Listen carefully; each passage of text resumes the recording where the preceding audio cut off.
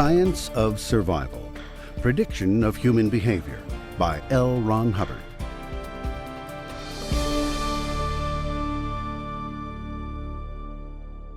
Acknowledgement. To 50,000 years of thinking men, without whose work Dianetics could never have been formulated. The credit is theirs, not mine. LRH.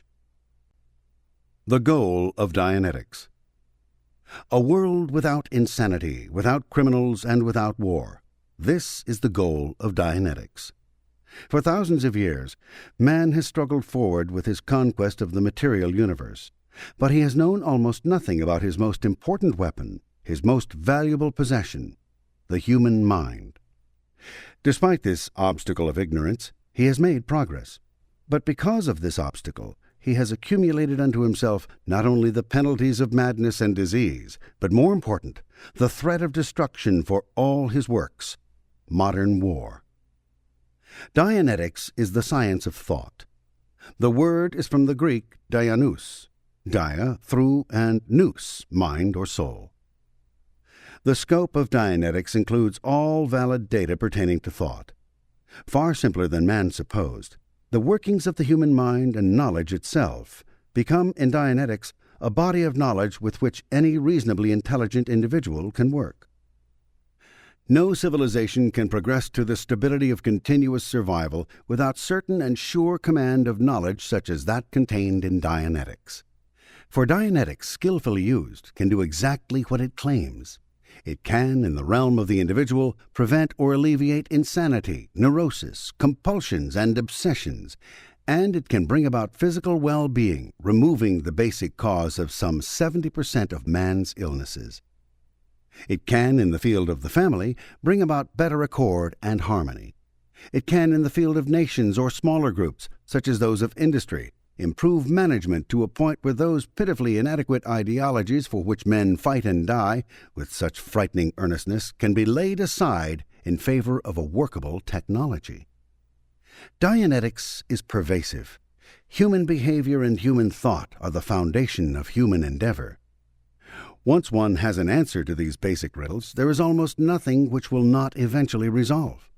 But Dianetics is also, to some, a strange and frightening thing. It invades and enlightens so many fields and activities that it cannot but search out and expose those who profit by ignorance and suppression, and whose sole importance rests upon their ability to control other human beings.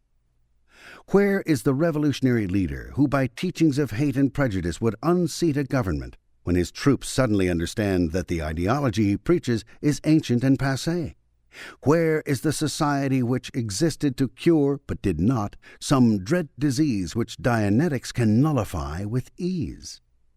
Where will such a society get more funds? And what of the practitioner who studied 12 long years to become an expert in exorcising demons from the insane, when he is suddenly informed that a few weeks of study in Dianetics qualifies any intelligent man to do a much better and much less harmful job? The sudden appearance of Dianetics upon a stage of conflicting ignorances about insanity, illness, hate, and war is dismaying indeed to those whose profit lies in conflict. After every war, there are countless generals listed among the unemployed.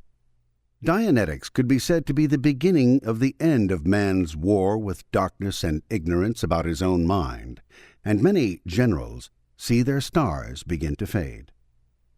And what does a field do which has had for its fodder only random observation when into it are injected natural laws, demonstrably stable and accurate? One cannot quarrel with natural laws. At least the physical scientist, tamed some centuries since, unlike his fellows in the humanities, has learned to accept the evidence of his senses. But the scientist in the humanities has never been educated into logic, mathematics, or even scientific methodology.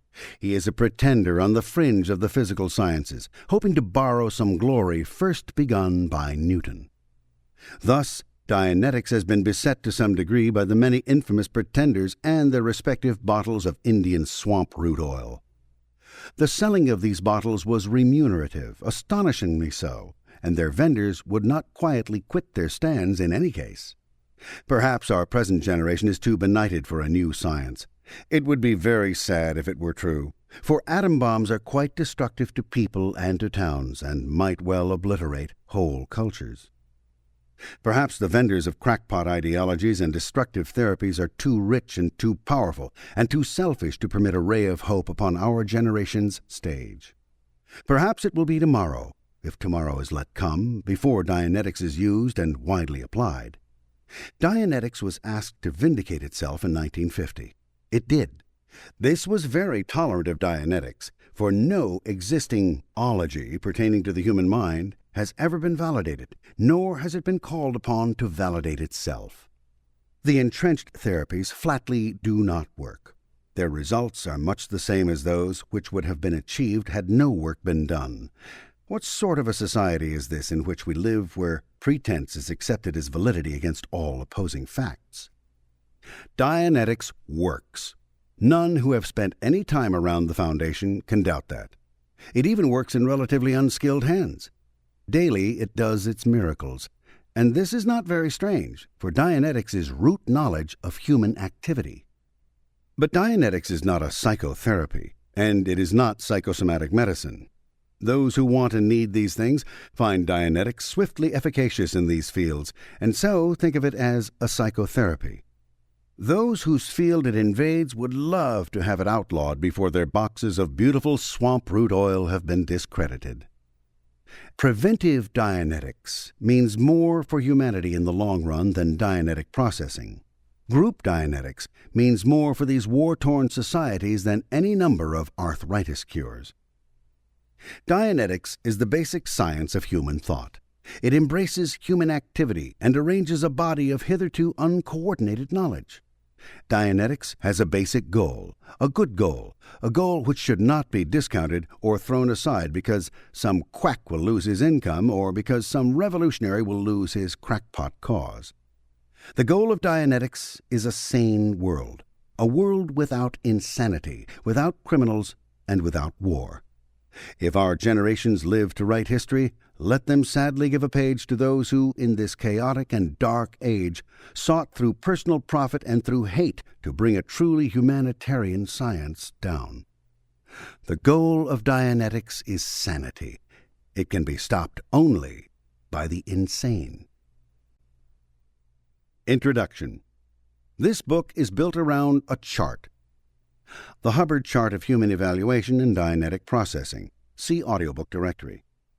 On the many columns of this chart, we find the majority of the components of the human mind, and all those necessary to process an individual.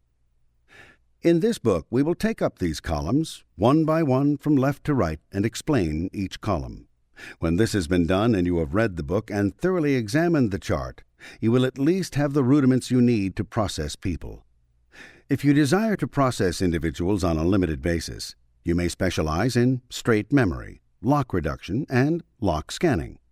This can be done to almost anyone you would ordinarily contact without any harm, and with a great deal of improvement in his general tone.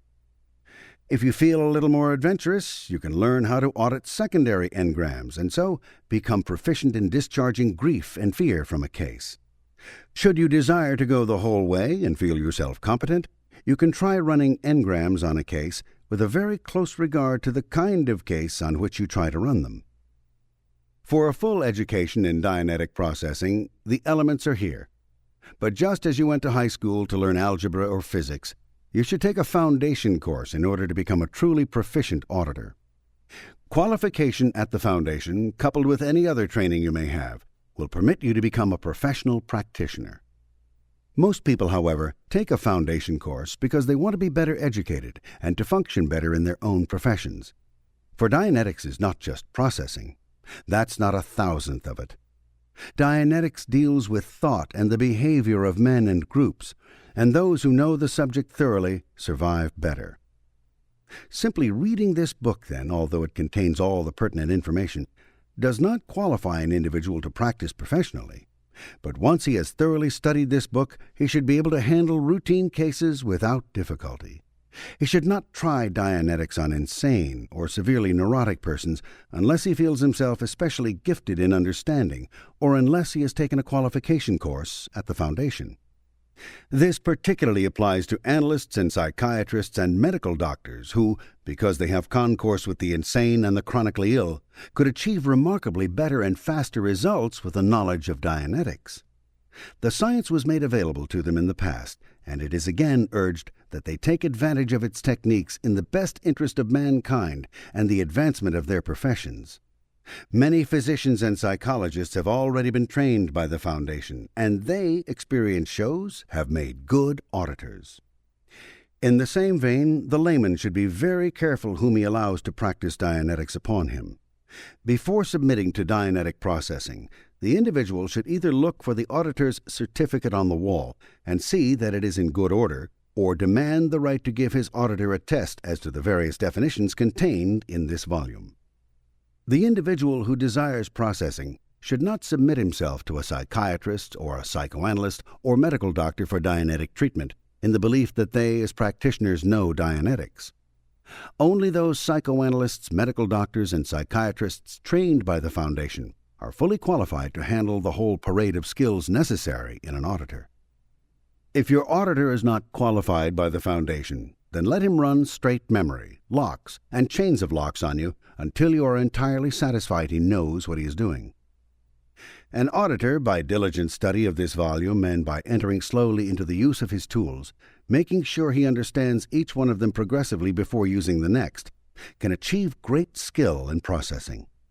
These cautionary remarks are addressed to those who, by haphazard reading of the volume, may attempt to plunge into the whole array of skills at once. This would be like trying to take a plane off the ground before one learns where the throttle is located and how to bank. Dianetics is not as difficult as flying a plane, but it is a technical subject. You can't drive anybody mad with standard Dianetic processing. You can make people somewhat unhappy. Cases driven mad by Dianetic processing do not exist. Cases do exist where reversed techniques have been criminally used on persons. Pain drug hypnosis can deliver anybody into a straitjacket with greater neatness and dispatch than anything hitherto known. Dianetic processing, however, has nothing to do with restimulating or planting engrams. So read what is written and get to know your chart. You will know more about men and women and their behavior when you have finished. If you feel you could stand some processing, come to the Foundation, or team up with somebody on whom you can rely, starting in with straight memory and locks, and studying as you work.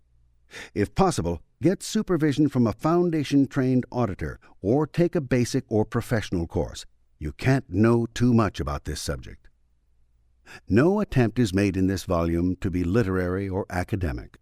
I would happily take off a couple of years and write you something highly polished, but we're trying to get where we're going before the atom bomb gets there, and navigating the course takes a little time. So I've just written here what I know about this chart in a way I think you'll understand. The book is organized around the chart, not around the longest words in the dictionary. This is made possible by a certain difference between Dianetics and some other subjects. In those, the author has to make up in complication what he lacks in understanding of his subject, so the critics will be impressed. Damn the critics. Let's get down to paragraph 1 and open up to flank speed. There's a sane world to be won. L. Ron Hubbard, January 1951. Book 1.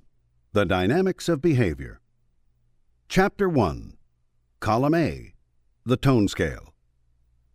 From Funk and Wagnall's New Standard Dictionary, Supplement Number 5. Dianetics, noun, a system for the analysis, control, and development of human thought evolved from a set of coordinated axioms which also provide techniques for the treatment of a wide range of mental disorders and organic diseases. Term and doctrines introduced by L. Ron Hubbard, American engineer. Greek, Dianetikos, dia, through, plus nous, mind or soul. Dianetic, adjective. Assuming the basic idea that the sole fundamental of existence is survival, the problems of man's behavior apparently resolve rapidly. His interpersonal relations, the operation and purposes of his organizations and groups become understandable. Science is, to many people, a sacred cow. Actually, by definition, science is only the organization of apparently disrelated facts into a useful whole. Aligned on certain basic axioms, which can be found in Definitions and Axioms in this book, see audiobook directory, Dianetics is a useful body of knowledge by which may be resolved the puzzle of man and his behavior. A search for an energy of life begun in 1930 has been partially resolved by the discovery of the lowest common denominator of existence: survive. A gross error has been made by scientists in the past who sought materialistically to explain life on the basis of mud, chemicals, and electricity.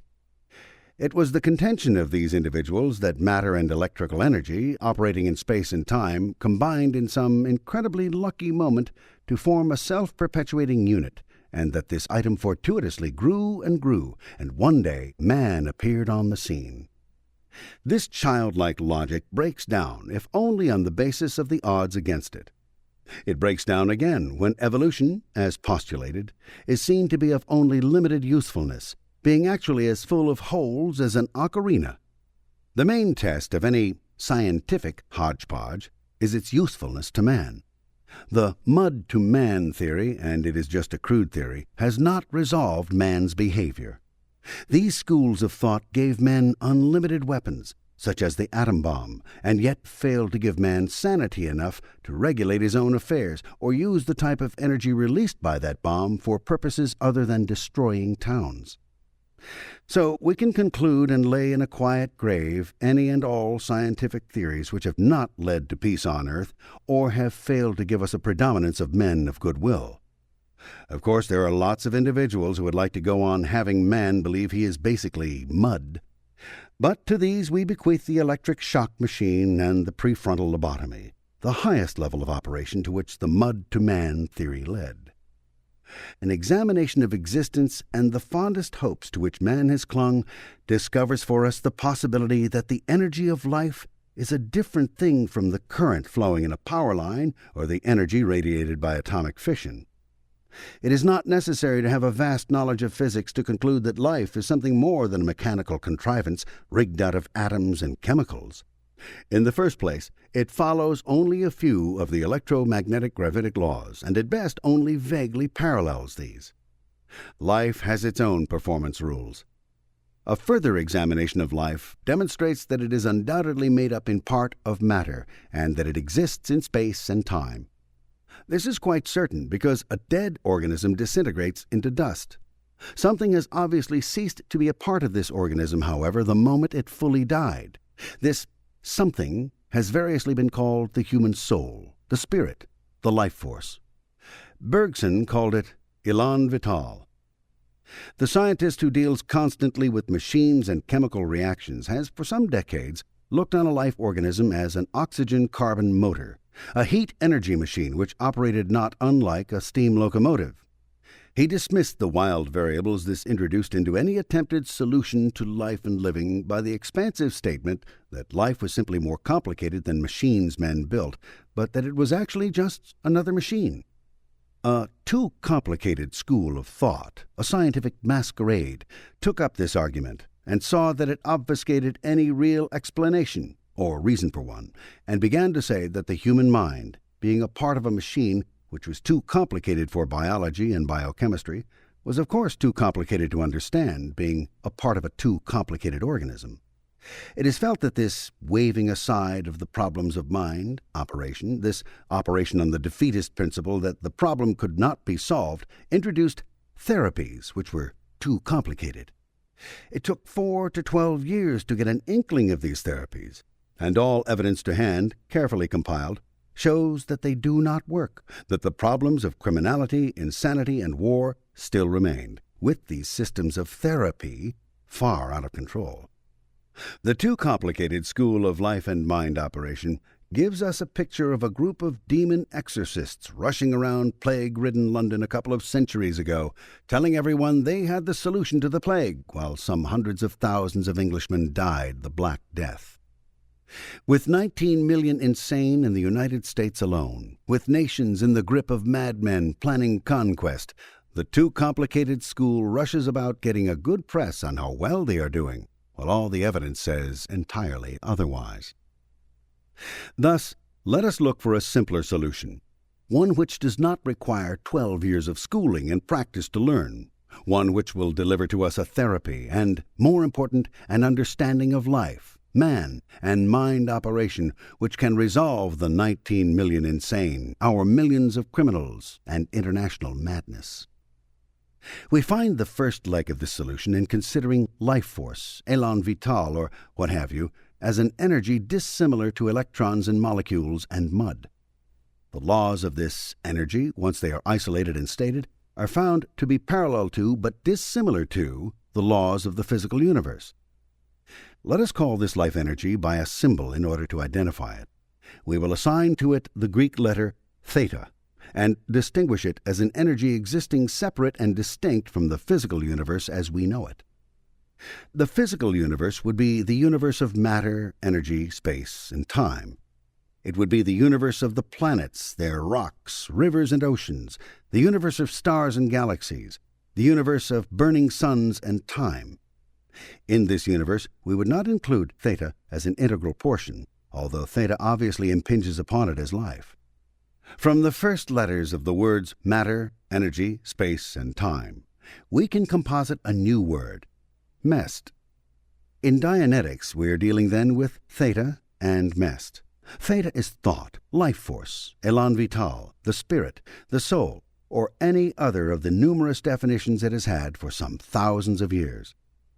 As soon as we separate these two entities, a host of problems heretofore quite complex resolve into simplicity.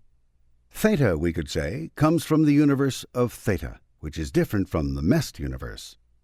Theta has its own matter, ideas. It has its own energy and the characteristics of that energy. It has its own space of operation as distinct from mest space. And it has its own time. There is an enormous amount of evidence to support theta as a postulate. Thought is instantaneous in the mest universe so far as can be discovered. The flow of energy along nerves in an organism does not travel at light speed. Time and past of the mest universe do not exist for theta. Considering theta, one finds that it alone, of observable energies, motivates and activates mest matter and energy through space and time. Further, it computes, reasons, learns, and retains what it learns. Men building a computer with electronics, which would do only a part of what the human mind can do, would have to use enough electrical power to light New York City, enough cooling system to absorb Niagara Falls, and enough vacuum tubes, if they cost a cent apiece, to run up a bill of $1 million. And the apparatus so rigged, under the existing life term of tubes, would run a split second before stopping for tube replacement. The human mind does more than such a clumsy machine, does it better, lasts a lifetime, and, to cap it, is portable. Now, all a student of Dianetics needs to know and understand about all this is that theta plus mest equals life. That theta and mest have a natural affinity for each other and combine, linking the two universes, so to speak. That theta and mest, coming together too hard, get into a turmoil, which we call pain. That the turbulence of theta and mest, under the duress of too much impact, gives us a tone scale. Theta crushed too hard into mest becomes n theta. Mest impinged upon by n theta becomes n mest. N theta is simply a compound word, meaning enturbulated theta, and n mest is another word, meaning enturbulated mest. Consider that theta in its native state is pure reason, or at least pure potential reason. Consider that mest in its native state is simply the chaotic physical universe, its chemicals and energies active in space and time. The cycle of existence for theta consists of a disorganized and painful smash into mest, and then a withdrawal, with a knowledge of some of the laws of mest, to come back and smash into mest again. Mest could be considered to be under onslaught by theta. Theta could be considered to have as one of its missions, and its only mission where mest is concerned, the conquest of the physical universe. Mest is under raid. Theta is doing the raiding. Theta survives by conquering mest and retaining the conquest. Theta may have numerous other methods of survival, but they do not apply to this particular physical universe where we are situate. The survival of theta depends, as it applies to this universe, on changing mest and organizing mest. Life is a manifestation of theta-conquered mest. Theta has conquered and organized with high complexity certain mest chemicals and energies into life forms. These forms are very diverse. They progress from the lowest orders, such as the lichens and moss, through the entire vegetable kingdom, through the animal kingdom, and up to man. Each form evolved from the initial impact of theta against mest, and each form on a higher level is supported by lower-level forms. Without the lichen and the moss to make soil, no plant life could grow. Without plant life converting sunlight and chemicals into cellular food, no animals could live. Without the array of life forms below him, man could not support himself as an intelligent organism. Intelligence would be more or less wasted in lower forms. Evolution from lesser forms to greater forms exists in present time and wholly in present time. Evolution traced back along the time span is evolution traced through the mest remaining after the theta had passed over it. Man alone of the animal and vegetable kingdom possesses the potential power of changing mest in wholesale lots into something theta can use. Man can, by steam shovel and dynamite, move mountains and perhaps, who knows, conquer a galaxy. Theta thus evolves toward higher and higher reason and a higher and higher ability to conquer and change the physical universe. Mest. If we grant the cycle of recreation, growth, and decay, and the postulate that theta conquers mest by first impinging solidly into it and learning about it, and then withdrawing to come back with what it has learned, we can see that theta learns by becoming enturbulated and then straightening itself out as an endless process. People have known this for a long while. One learns, they say, by hard knocks. That would be a simple way of saying that theta gets painfully mingled with mest and withdraws to come back for an orderly conquest. If this is the cycle, and this assumption solves problems which were never solved before, then we can see that theta would have to have a withdrawal mechanism. And so it does. Death is that mechanism. Theta and mest are attracted to each other, but when they become painfully mixed up, they become N-theta and N-mest. N-theta rejects mest. N-mest rejects theta. Theta combines with theta or mest. Mest combines with theta or mest. Here we have something not unlike a chemical reaction. Two chemicals reside placidly with each other until stirred up. Stirred, they blow apart. Or we could liken this to a characteristic of some energies which, when they have their wavelengths changed, reject each other. This is death.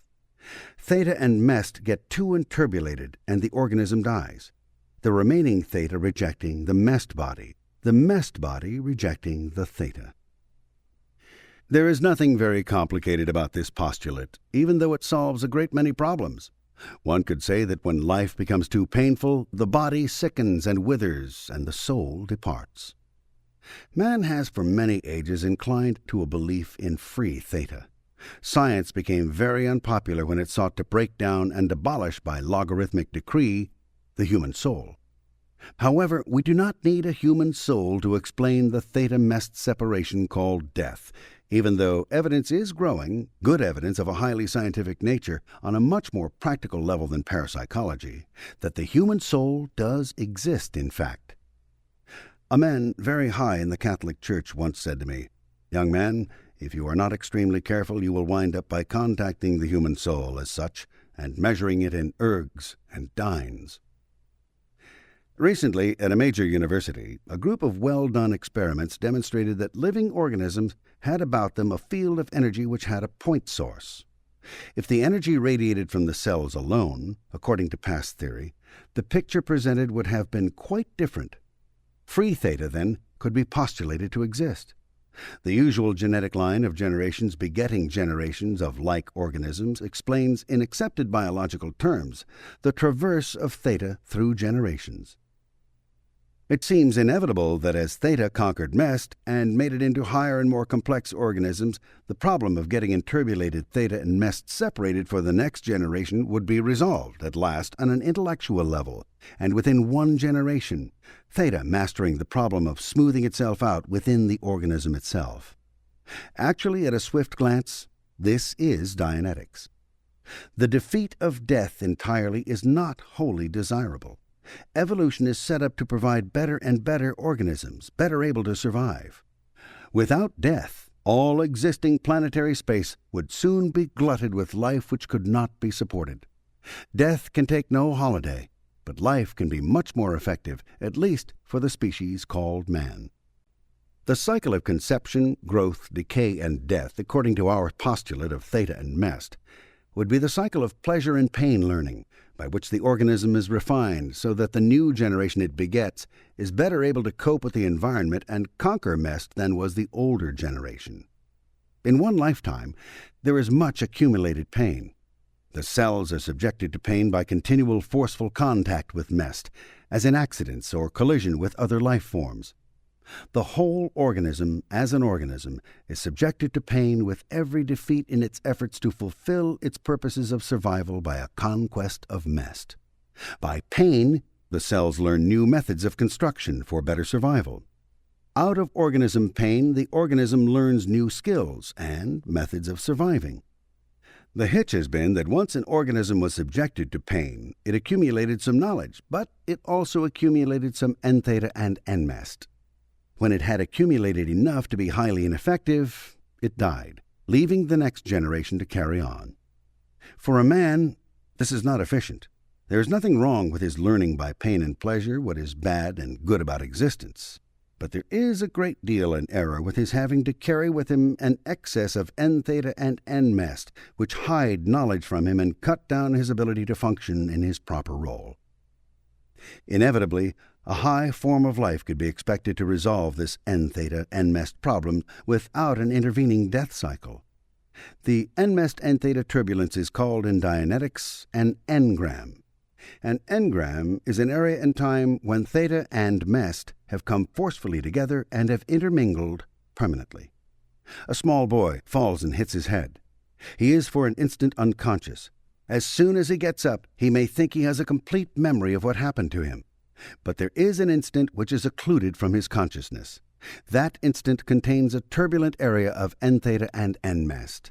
A tiny bit of his theta and a small portion of mest have become a part of his unreasoning mind. This moment is an engram. There are two minds for our purposes. One is the analytical mind. The other is the reactive mind. The analytical mind is where theta coordinates and reasons for the organism. The reactive mind is where theta and mest have become interbulated. The analytical mind operates by reason. The reactive mind operates by reaction. The reactive mind, having a different polarity than the analytical mind, has the capacity of compelling or inhibiting the organism in regard to certain of its actions. Lower forms of animals have this as their main method of thought. The reactive mind was once called the unconscious mind. It is a tough, rugged mind, which is alert during any moment of life, regardless of the presence of pain, and which records everything with idiotic faithfulness. It stores up the N-theta and N-mest of an accident with all the perceptics, sense messages, present during the unconsciousness resulting from the accident. Thus, the small boy who hit his head on the rock knows analytically that he fell and hit his head, perhaps, but he knows better with his reactive mind. Supposing the smell of dust was present in the accident, the reactive mind stored the perceptic of the smell of dust. The boy one day happens to be weary and to smell this identical smell. He becomes a little nervous. This is the reactive mind telling him to react and get out of here, because when this smell is present, one gets a bump on the head. That is not logical, but that is the way the reactive mind operates. If the boy does not leave the area and the smell of dust, the reactive mind turns on the pain in an effort to force him to leave. Finally, the boy learns to avoid the smell of dust because when he is tired, this smell makes his head ache. He does not like the smell of dust because, to the reactive mind, the smell of dust equals a bump on the head. With an analytical mind, the organism can think complex thought and is aware of being alive. With the reactive mind, the organism reacts in accordance with data received during the highest threat to survival, unconsciousness. So long as the reactive mind functioned in organisms which had not evolved language, it was a very workable mechanism.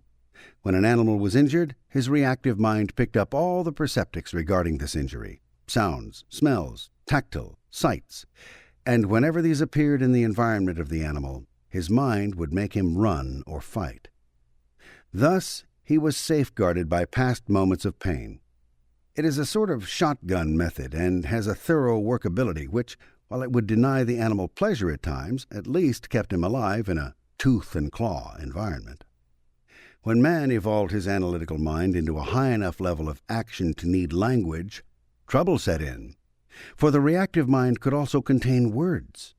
Words heard during moments of unconsciousness, such as those spoken during operations or around a very ill or severely injured person, are faithfully recorded along with their pain. Like hypnotic suggestions, these recordings can be brought into play by a similar word or environment and cause the individual to act as though in the presence of danger.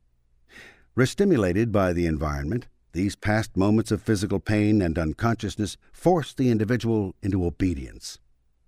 Engrams, these moments of pain and unconsciousness stored in the reactive mind, act like hidden command posts in the mind, forcing the individual into patterns of thinking and behavior which are not called for by a reasonable appraisal of the situation.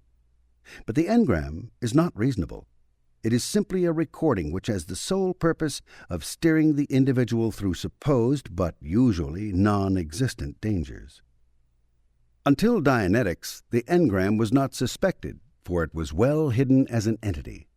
The word engram is an old one borrowed from biology. It means simply a lasting memory trace on a cell. It may be engraved on more than the cell, but up against Dianetic processing, it is not very lasting. Here, then, is a piece of n-theta n-mest, the engram. Mest and theta coming together too forcefully, as in an impact or injury, or getting inturbulated through illness, are stored in the reactive mind, and from there mechanically inturbulate the theta of the analytical mind into compulsive or obsessive action, or inturbulate the mest of the body into pain, deformity, or psychosomatic illnesses, chronic somatics, as they are called in Dianetics. Accumulate enough n-theta in the reactive mind, and the analytical mind becomes aberrated enough to commit suicide or to undertake non-survival activities in order to remove the organism from the world of organisms and let another generation take up the work. Let enough n-mest accumulate in the reactive mind, and the mest of the body will inturbulate into pains and illnesses which will kill the organism and serve the same purpose. This, then, is the basic assumption on which we are operating in Dianetics. The assumption is a workable postulate in that its application produces very advantageous results. The relatively sane person becomes more sane. The psychosomatically ill become well. The unhappy become able to obtain pleasure and lead happy lives. And we have a chance to bring about enough sanity among men to stop the mass murder of war. We can resolve the usual problems of behavior and set up a better organization. The person undertaking to process another individual dianetically is seeking only to raise the tone of that individual, in other words, to increase his survival potential. In order to do this, the processor simply regains for the other the theta involved in the reactive mind as n-theta. Theta is restored to the analytical mind. The reactive mind is left without its destructive store of turbulence, and the individual being processed becomes a Dianetic release, or clear. Column A on the chart is graduated as a tone scale. Actually, this scale has many more heights and levels than those we can now measure and use. How high it actually goes, we have no way of knowing at this time. For our purposes, it is put to use here between the levels of -3 and 4.0. At -3, we have simply mest, a dead body in whatever state of decay it might be. It is different from other mest only in that it has been organized by theta into new chemicals and compounds. For mest is evolved into new complexities by theta, just as organisms are evolved by theta. At -1, for a short time after death, we have body cells alive. Some of these cells live for as much as a year after organism death, according to some investigators. This is, in any event, the band of cellular life, as different from organism life. At 0.0, we have death at the moment the theta withdraws from the organism. From 0.0 to 2.0, we have the band of operation of the reactive mind. Between these points on the tone scale, the reactive mind is in command of the organism. The reactive mind in this band directs the organism according to stored engrams and the analytical equivalent of the engram, the lock. From 2.0 to 4.0, we have the band of operation of the analytical mind. Above 4.0, we could postulate other mind levels, such as the aesthetic mind, through other minds, to the free theta mind, if such things exist. This tone scale shows the current level of survival of the organism. It shows also the potential of survival in terms of longevity of the organism, unless processing intervenes, of course. The higher the individual is upon the tone scale, the better chance he has of obtaining the wherewithal of living. The happier he is, the healthier his body will be. Actually, a person fluctuates on this scale from hour to hour and day to day. He receives good news, he goes momentarily to tone 3.0. He receives bad news, he may sink for a moment to tone 1.0. He falls in love, and for a month he is at level 3.5. His girl leaves him, and for a week he is at tone 0.5. When he is very young, he rides around tone 3.5. As he grows older, his tone drifts down to 2.5. As an old man, he may drift down to 0.0 and death, either slowly or swiftly. We are interested mainly in the average level for the individual for the period of life we are addressing. The average is fairly constant. An individual's average place on the chart can be gauged by inspecting the other columns. Thus, he may be an average 2.7 on the tone scale and yet reach 3.5 on occasion, and yet sink to 0.5 on other occasions, but only for a short time. The constant position on the tone scale is determined by 3 factors. The first is the accumulated n-theta in the person, how much of his theta is interpolated in engrams and analytical locks and so strikes back against him, forcing him into non-survival activities or compelling him or inhibiting him in environments containing imagined dangers. The second factor is the amount of theta the person has as life force. This would be his volume of theta. It is the third dimension on the chart. Terror is fear with lots of volume.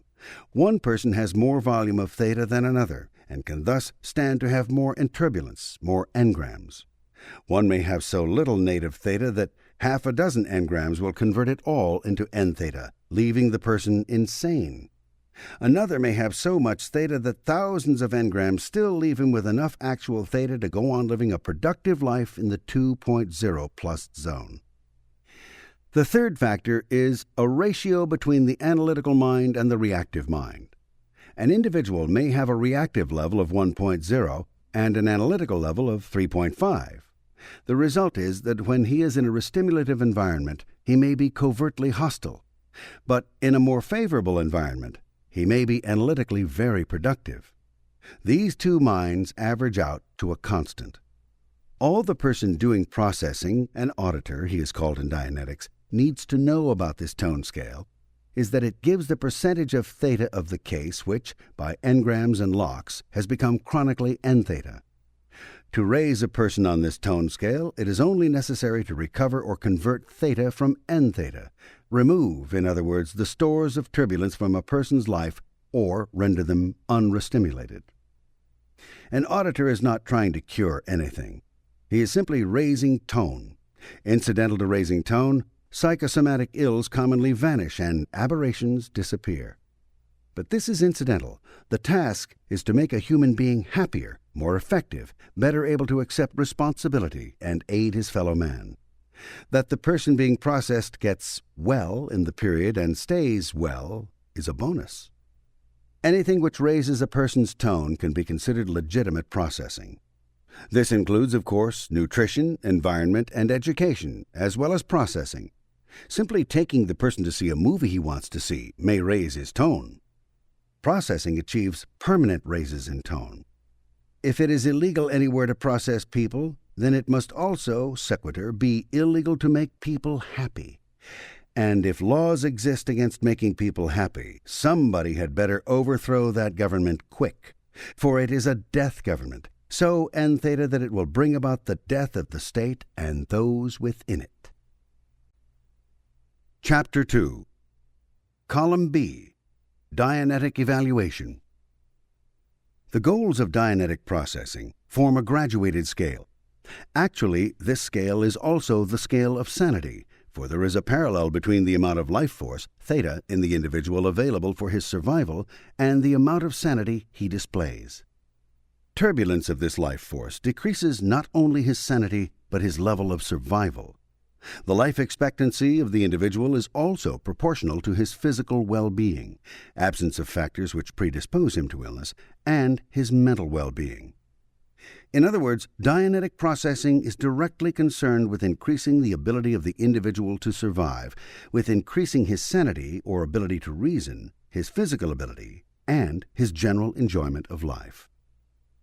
As we look at this scale, we are also looking at the emotional tones of the individual as he reduces an engram. There is a very direct relation between this scale and natural performance. As the individual reduces an engram under processing, he may find it in an apathy tone. As he recounts it the second or third time, he is found to be hostile to the personnel in the engram, but will not express that hostility. Then he begins to get angry with the personnel who have done this to him. The anger fades to antagonism. Then he becomes bored with the whole thing. Further recounting brings him into a cheerful frame of mind about it. And finally, he simply laughs over it. It was this sequence of behavior of an engram being reduced with processing which gave the clue to the existence of these points on the tone scale. At the top of the chart, we have levels of possible well-being which we have not yet explored, and which, while we have hopes, cannot at this time be reached. Our technology does not extend as far as derivation and observation say the individual may be able to go.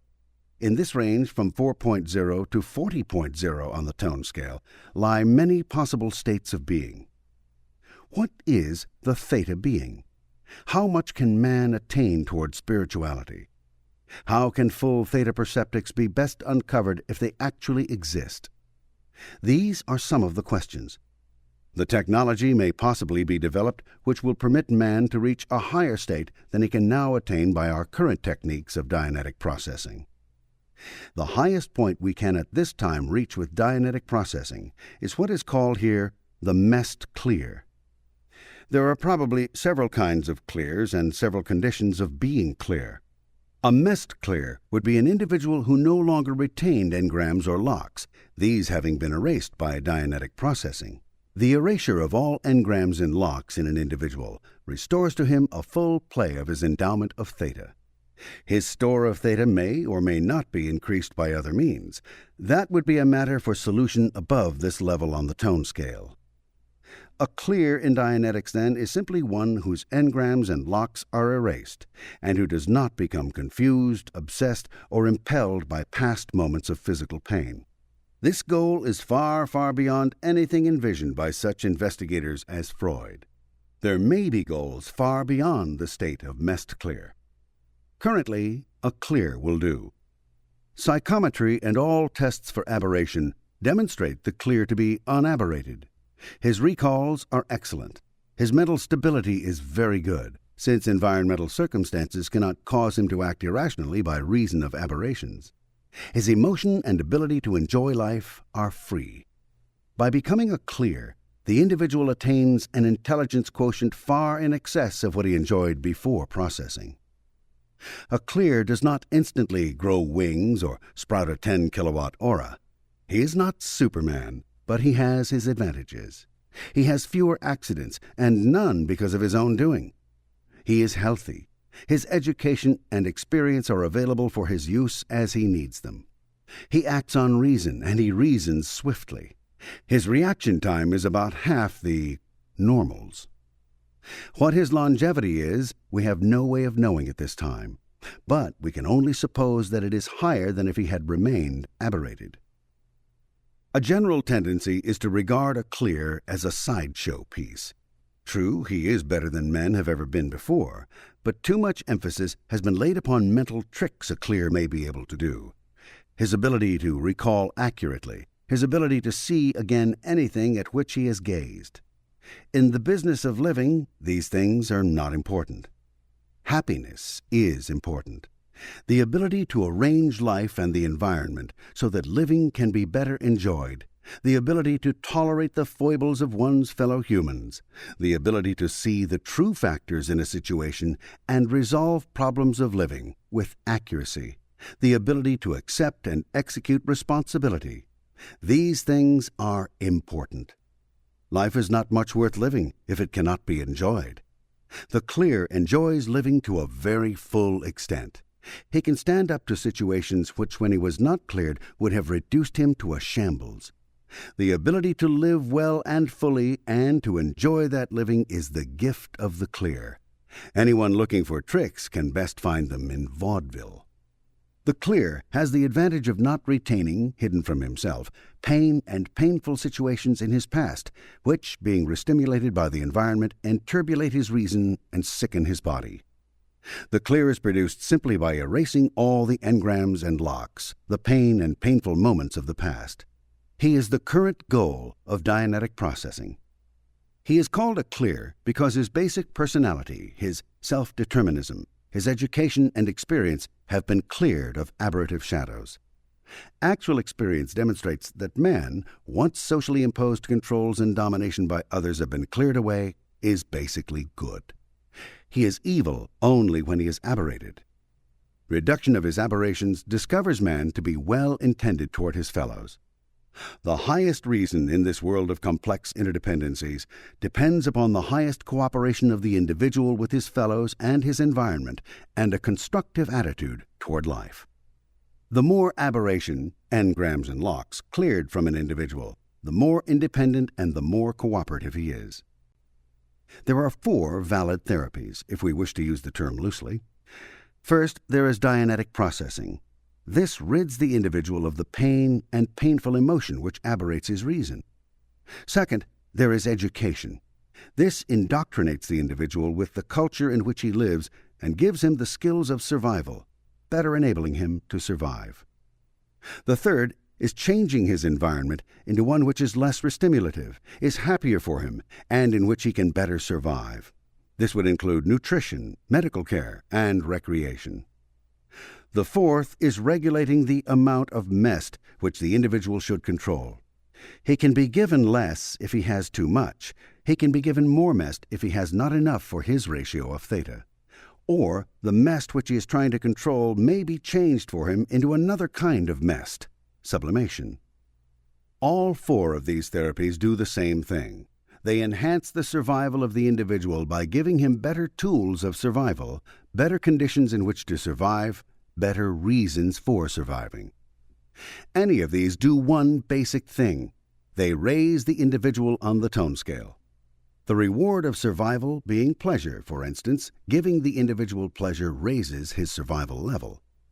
However, the last 3 of these are relatively ineffective if the individual has aberrations against pleasure or changing his environment or learning from life. And so we come to the conclusion that the first step toward a higher survival level would be ridding the individual of his aberrations. Within reasonable limits, the rest should follow. The auditor who is doing processing regularly and has been trained for it will use any method to raise the tone of his pre-clear. Pre-clear, any person undergoing Dianetic processing. For when the tone is raised, processing is easier. About all one can do with a thoroughly apathetic person is raise his tone by one of the last 3 methods. That done, he can be processed. Thus, we have the current final goal of processing, the clear. This is the long-range goal. It is not swiftly reached. It is reached, evidently, only by very good auditing and in the hands of an auditor who is somewhat higher on the tone scale than the pre-clear. A considerably nearer goal is the Dianetic release. The release has reached a point where he no longer has psychosomatic illnesses, where he has good stability, and where he can enjoy life. If one simply took all the secondary engrams off a case, one would have a Dianetic release. The Dianetic release is very high above normal, and itself has not been attained before by any past known methods of therapy. The psychometric testing of the usual Dianetic release shows him to be in very superior mental condition. An even nearer goal to the start of processing is the very high normal. By this is meant a person who is well above the current level of average intellect and behavior. One attains in processing levels one is capable of reaching by reason of genetic endowment, education, and current physical potentials. One becomes the best that can be made of what one is natively. Thus, a moron by genetic endowment would reach the level of moron when processed, but he would have been by reason of aberration around the level of idiot when he started. An average intellect by processing reaches a level of stability and capability very high above the average. Hence, to reach very high normal, one would have had to be not too much below average to begin. The use of the term average or normal is susceptible to considerable misunderstanding.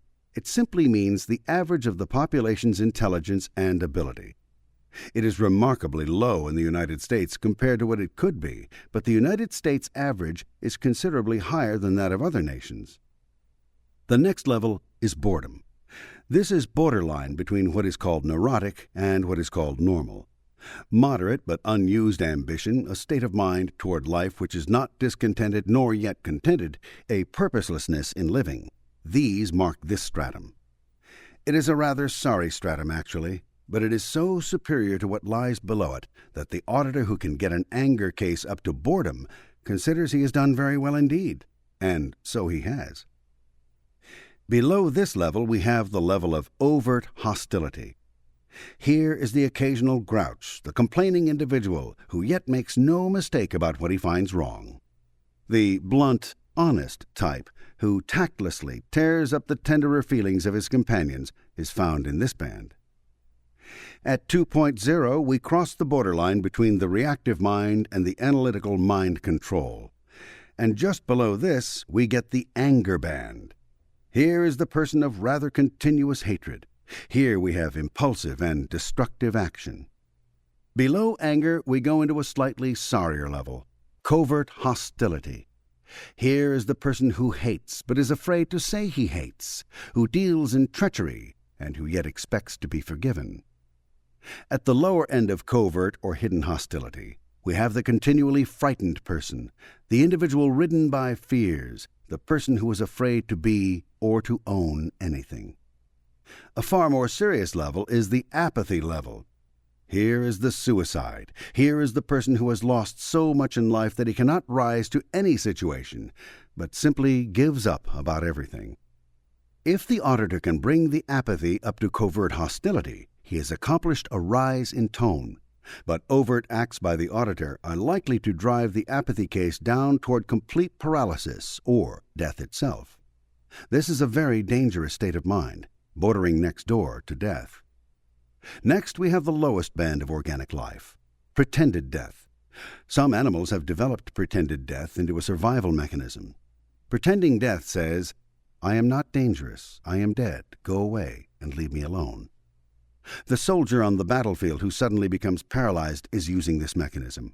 Some races, the Chinese in particular, descend into this stratum and actually die as a form of suicide, self-willed. The auditor who can get a pretended death case to open and close its eyes is achieving remarkable results. Finally, we have the band below death and the messed body, and on these we can do nothing, of course. The rightest right a man can have is to survive to infinity. The 0.0 level is death. How wrong can a person be? Dead.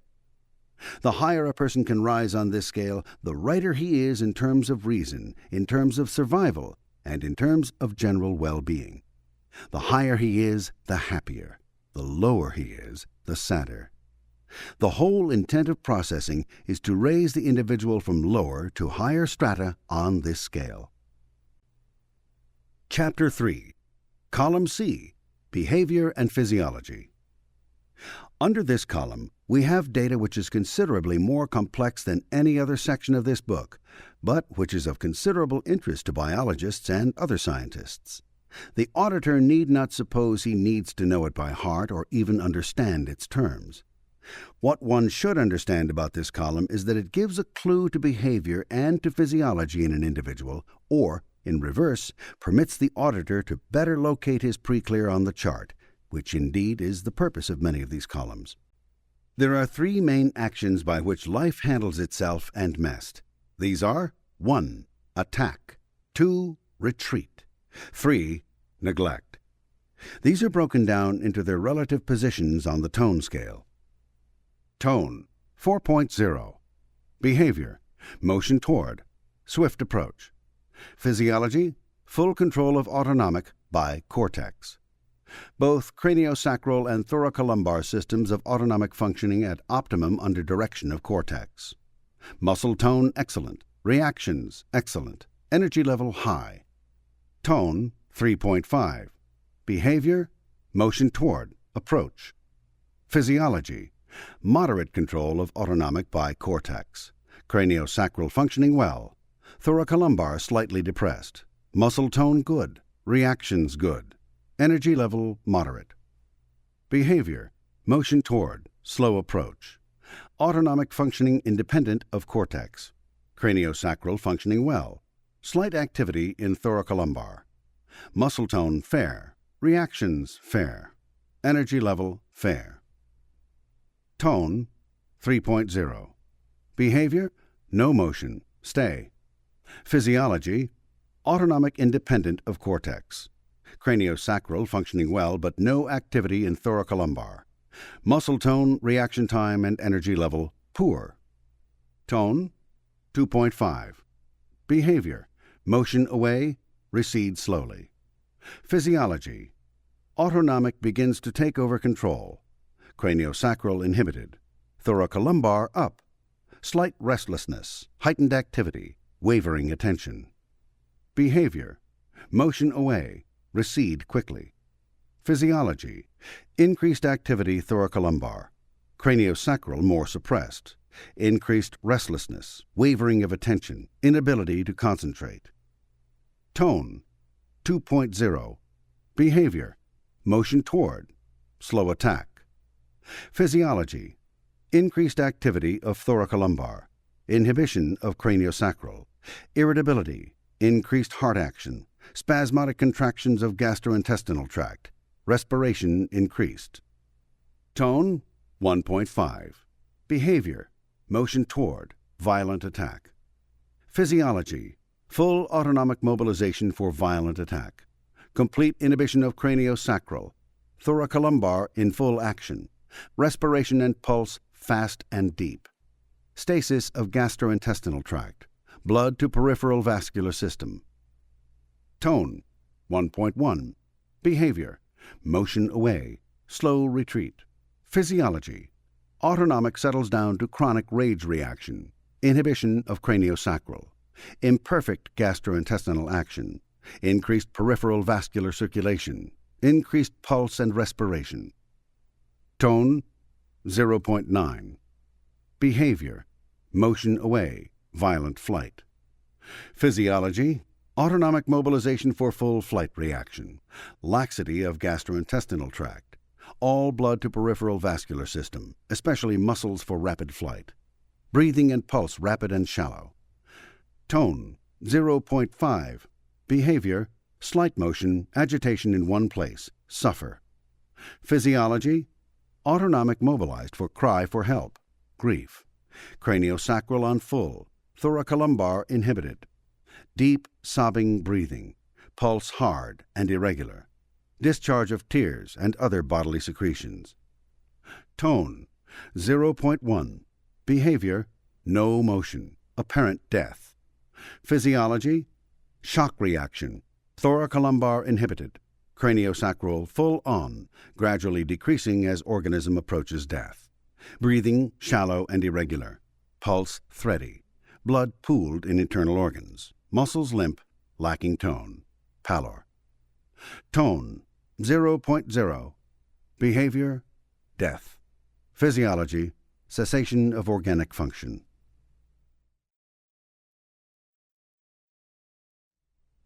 Chapter 4. Column D. Psychiatric Range. The auditor should know 3 psychiatric terms, the only psychiatric terms he will find used in Dianetics as they are used in psychiatry. These terms are 1. Psychotic, 2. Neurotic, 3. Psychosomatic. Psychotic is really not a noun, but an adjective. However, psychiatry uses it as a noun to mean an individual afflicted with psychosis. A psychosis is any major form of mental affliction or disease. In other words, a psychotic, so far as we are concerned, is an individual who cannot handle himself or his environment well enough to survive, and who must be cared for to protect others from him or to protect him from himself.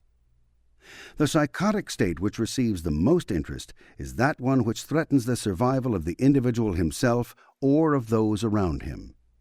Such a psychotic is placed in an institution when there is room for him. Otherwise, he roams the town or country.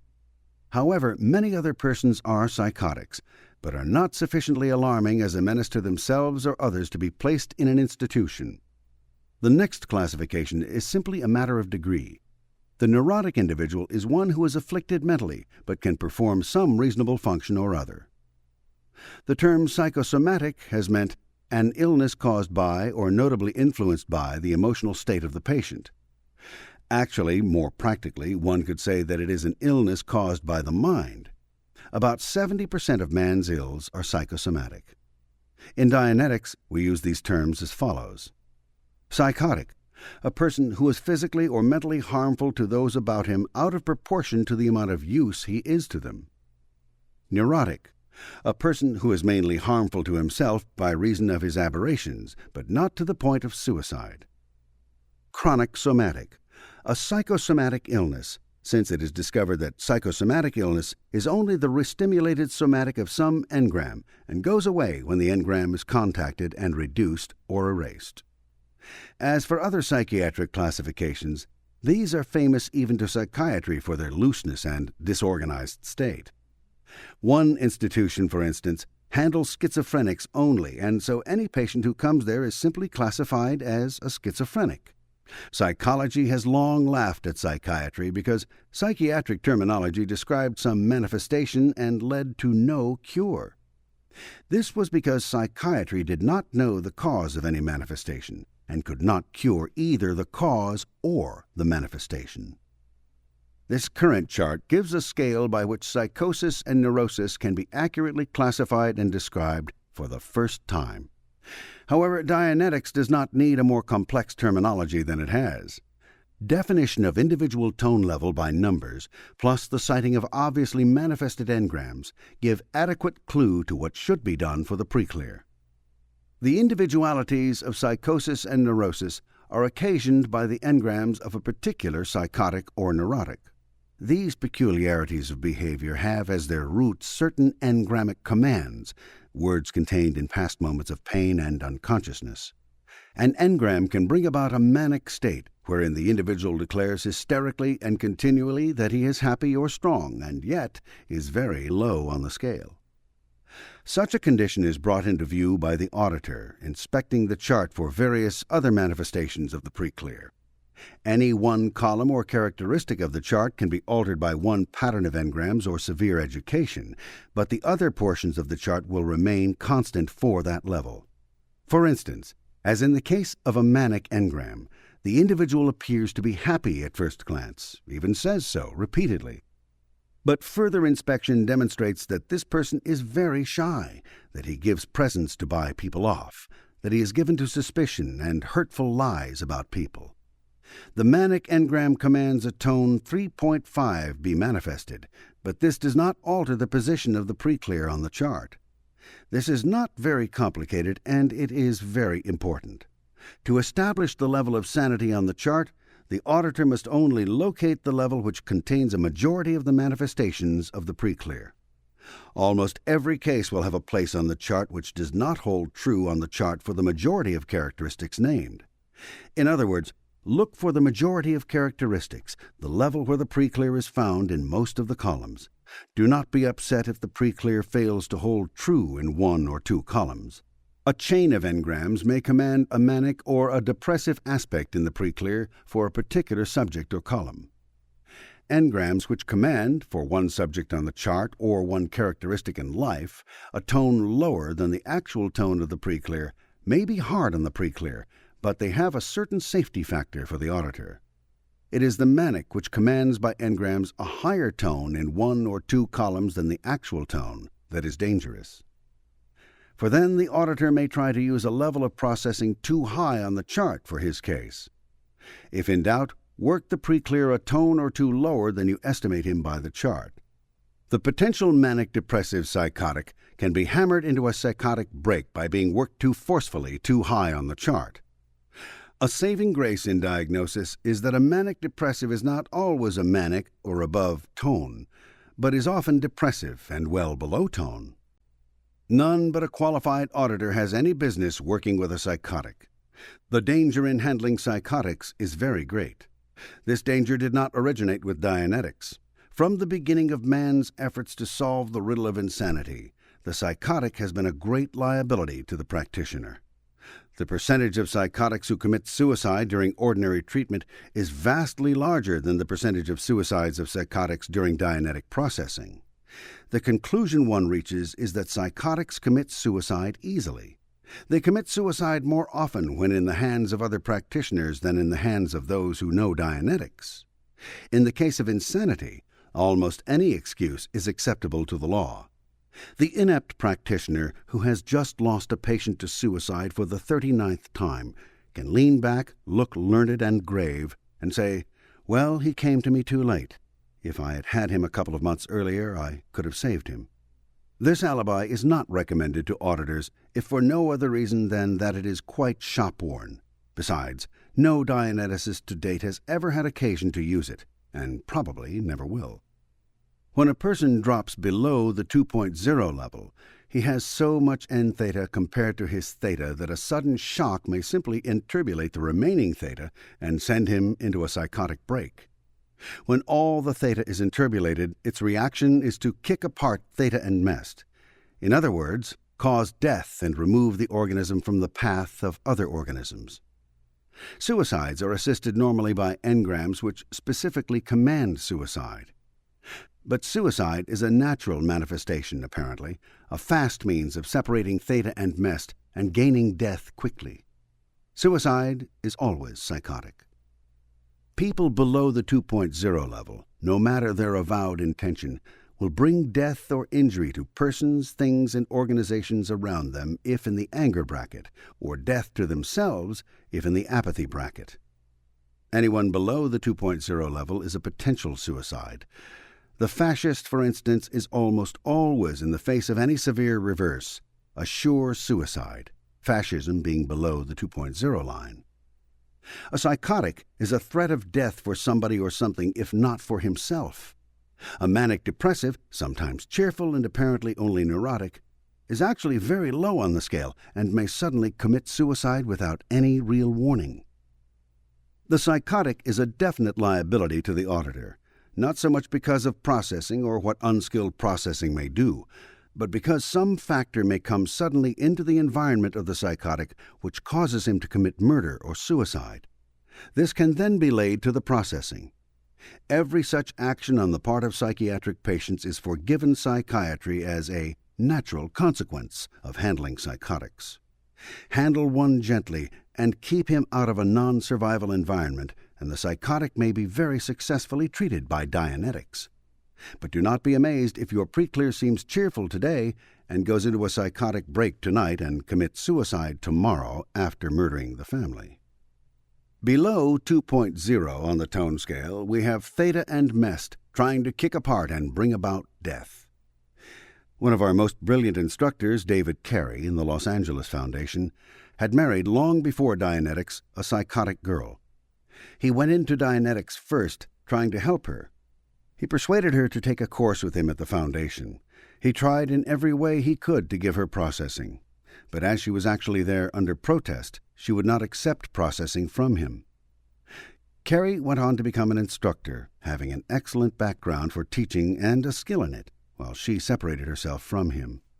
She was not obviously psychotic, although the training department at Los Angeles had refused her as far below student caliber on the grounds of her psychometry and a former suicide attempt, and was only persuaded to take her as a favor to Carey.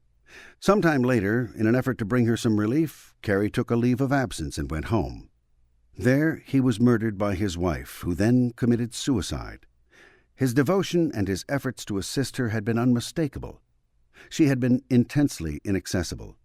He had been told many times by his friends in Dianetics that she was dangerous, but that danger was hidden. Carey's devotion cost him his life, and cost Dianetics a brilliant instructor and a man well loved by all who had a chance to know him. This footnote is included here not simply as a memorial to David Carey, but as information which will give pause to husbands or wives who are seeking to assist a psychotic spouse. Husband and wife auditing is difficult at best, the partners being usually very restimulative to each other. As husband and wife, they will do better to make an arrangement for auditing with another couple. If one of them is psychotic, they should seek the best professional auditor Dianetics can give them. Further, in treating psychotics, always remember that one is working with minimal theta present and maximal n-theta. Thus, a sudden shock may so restimulate an engram that the remaining theta interbulates and vanishes, leaving a lock composed of n-theta. There goes sanity. Approach the lock gently and turn it back into theta with great care and caution. No mixture of Dianetics with old treatments or practices of any kind is recommended to the auditor. Electric shock has been found to lay a severe engram into an already overcrowded reactive mind, and is not successful in any way other than making a few patients so apathetic that they are barely acceptable to society. Psychosurgery, removing pieces of the brain, has long been acknowledged an entire failure so far as any actual cure is concerned. Free association is a long drawn-out procedure which, although it has had some success in rehabilitating patients who were not too near the bottom of the tone scale, is in the long run of questionable value. Restraints and cold packs only succeed in shocking the patient into a deeper state of lethargy. Do not condone such methods, nor permit them to be used on your pre-clears for the simple reason, aside from their inhuman aspects, that they do not work. They only sap the remaining stamina from the patient. Why cling to old-fashioned and even barbaric methods when Dianetics provides surer, more effective, and humane techniques? Handle the psychotic gently. Respect his rights to a whole brain and a future. Do not consider that he is your toy or your experimental animal for vivisection or strange, sadistic treatment. Above all, when you are auditing, be a civilized human being. Don't try to punish your patient because he refuses to get well.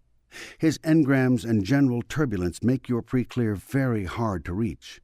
His basic personality is in there trying to help you. Smooth out n-theta and make theta out of it, and do it as gently as you can. Don't lose your temper or resort to drastic methods. Be civilized. Man can be handled only with reason, not by Hitlerianistic force. You can't beat a man into sanity. If you feel so exasperated by a pre-clear that you would like to scold him or hit him, stop the session and go cool down. Don't fill him full of sedatives or put him in restraints. By being as gracious and serene as you possibly can be, you will greatly increase your success in treating your fellow man. And you have to be first cousin to a saint to get the best results with psychotics. Any effort made to hammer a patient or scold a patient into sanity will meet with failure. The proof of that is the 19 million insane, institutionalized or at liberty in the United States alone. Don't be convinced that you have rights of ownership or life and death powers over your fellow man. Leave that to the accomplished authoritarians, of whom we unfortunately have so many.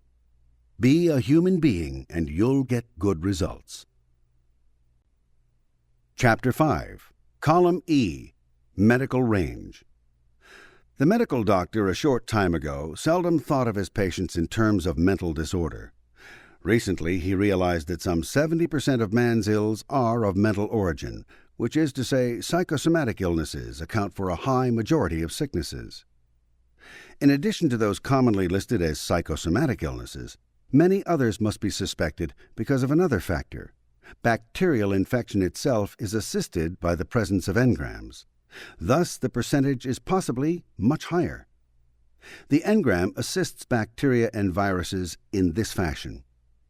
The physical injury, the nest of the engram, resides in a certain portion of the body, that portion which was injured.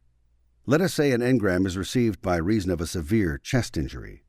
This engram may not become active for many years, but keyed in, then it brings about a chest weakness in that the blood and endocrine fluids tend to avoid the area as though it were just now injured. Into this weakened area may come bacteria of one kind or another, such as those of pneumonia or tuberculosis. This is a temporary infection. But now the area is restimulated by the pain of the infection, and so the engram is further keyed in and reinforced, and the area of the chest cannot become resistant enough to throw aside the infection. Thus we get the chronic infections, the lasting illnesses. Technically, one can say there are 3 phases in a disease. 1. Predisposition. 2. Precipitation. 3. Perpetuation. The engram accounts for these in that it renders an area of the body or an organ, such as the heart, weak. Then, by the key-in of the engram, brings about the illness. And finally, because the keyed-in pain keeps on being restimulated, makes the illness continue. As far as injuries are concerned, engrams apparently cause the accident-prone. The engram may command the person to injure himself or others. One such engram restimulated in a preclear caused him to, unwittingly, injure his hand severely 3 times in 1 week. The engram was found and reduced, and the preclear has not since injured that hand. Thus, accidents of major and minor character may be chalked up to engrams. A command in an engram, such as, "I always have to hurt myself," will cause the individual to do just that. The endocrine system is very sensitive to thought and is under the control of thought. A doctor who attended a series of lectures on Dianetics at length came forward and, rather disturbed, said, "For 40 years of study and practice, I have been using the standard concept that structure controls function. I finally see what you are saying. It is the other way around. Function controls structure. Now maybe we can solve a few more problems." Endocrine imbalances such as reduced thyroid, overweight, reduced sexual capability, sterility, and numerous others are monitored by engrams. The proof of this is simply that when engrams are reduced, the glandular imbalances tend to correct themselves. Also, engrams reduce the acceptance by the body of artificial hormones, for when engrams are reduced, artificial hormones can be administered with benefit. There is a direct index between the amount of N-theta in an individual and his physical health. This is manifest when one examines the state of health of the psychotic. A pretended death case is almost impossible to keep alive. Apathy cases starve and develop illnesses and cannot resist the smallest infections, just as grief shocks are so often followed by illness. The covertly hostile individual is usually a hypochondriac, is continually developing illnesses which even he knows to be false. The anger case suffers from all manner of ills, particularly arthritis and other illnesses, which settle as chronic somatics and develop deposits, which enlarge glands, which alter the condition of the heart, and so forth. From there on up the scale, the less N-theta and the more theta, the greater the physical health of the individual. As an example, a young girl was in a hospital recovering from appendicitis. She was running a fever, a very serious thing in such a case. An auditor was called in, and by a few questions found out she was stuck on the time track in an earlier mumps engram. He brought her up to present time, and the temperature dropped to normal within the next 10 minutes, and recovery then proceeded uneventfully. A usually well but temporarily ill person slides down the tone scale because of temporarily restimulated engrams. Getting him into present time will often materially shorten any course of illness. Another part of medical Dianetics is the Dianetic assist. Any very recent engram can be run with impunity. Picking up engrams of injuries which have just happened demonstrably shortens the term of recovery and increases life potential threatened because of the accident. Shock occasioned by operations and accidents is rendered less dangerous according to Dianetic observation by the Dianetic assist. In preventive Dianetics, the first rule is maintain silence around an injured or ill person. This prevents the engram from having words in it and reduces its dangerousness markedly. Several hospitals now practice this. Doctors in other hospitals would find their work much easier and more successful if they would simply make standard the practice of complete silence around operating tables. It should not be overlooked by the auditor, regardless of his ability to do near miracles in the face of physical malady, that virus, bacteria, and broken legs still exist. The auditor would do well to recognize the function of the medical doctor as a primary necessity in a society. When an artery is pumping the life of the patient out upon the ground, the engram being received is the least important part of the circumstance. The important thing is to inhibit the artery. Picking up an engram will not heal, but will only assist the healing of broken bones. While most surgery, by the admission of surgeons themselves, is unnecessary, only surgery can effect emergency repairs. The field of the medical doctor is evidently the field of the acutely ill, and it is a wise auditor who works smoothly and harmoniously with medical doctors in the full recognition that medicine is often the only means of preserving or extending life. The auditor's job is to shorten the course of any illness, to assist the healing of any injury, and particularly to bring people up the tone scale to a level where they will seldom fall victim to accident or illness. Chapter 6. The Basic Laws of Theta: Affinity, Reality, Communication. There is in Dianetics a triangle of great importance. Theta, the energy of thought and life, has as primary manifestations affinity, reality, and communication. ARC. This is the peculiarity of Theta. In lieu of the cohesion, matter, and force laws of the physical universe, MEST, thought, Theta, has to have affinity, reality, and communication to survive. MEST requires certain laws to survive or obeys those laws in the business of surviving. Energy and matter in space and time hang together in a certain fashion, governed by certain laws. The discovery and use of those MEST laws make up the science of physics. Theta also hangs together in a certain fashion, and the discovery and use of those laws make up the science of Dianetics. We do not know nearly as much about Theta as we know about atoms and electrons, the probable parallel entity in the physical universe.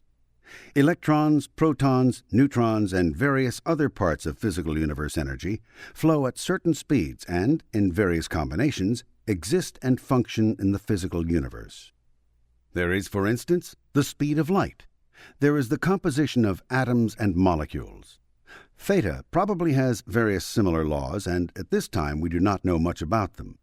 But we know enough to know that there is a difference between Theta's laws of function and those of the energies in the physical universe. Primary among the laws of Theta is that it has a fundamental goal, the changing of MEST.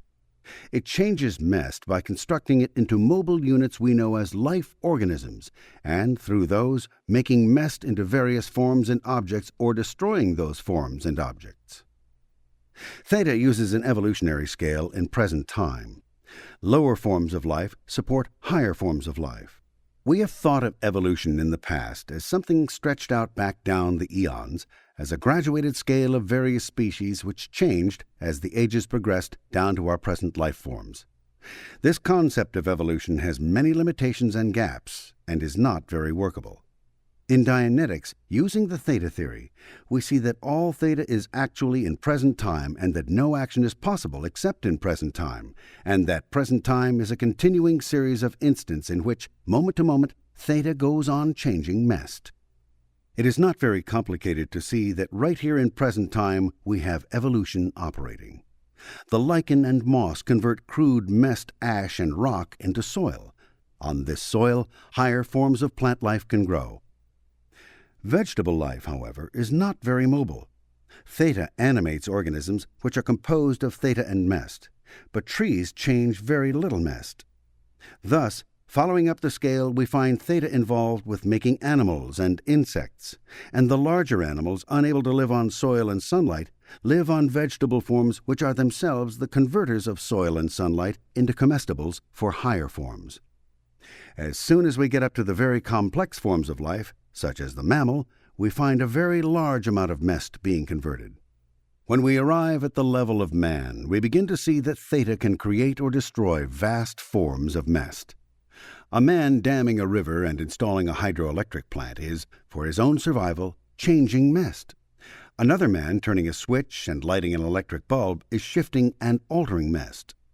Theta on this chain of evolution right in present time exists in a state which can change a very great deal of mest.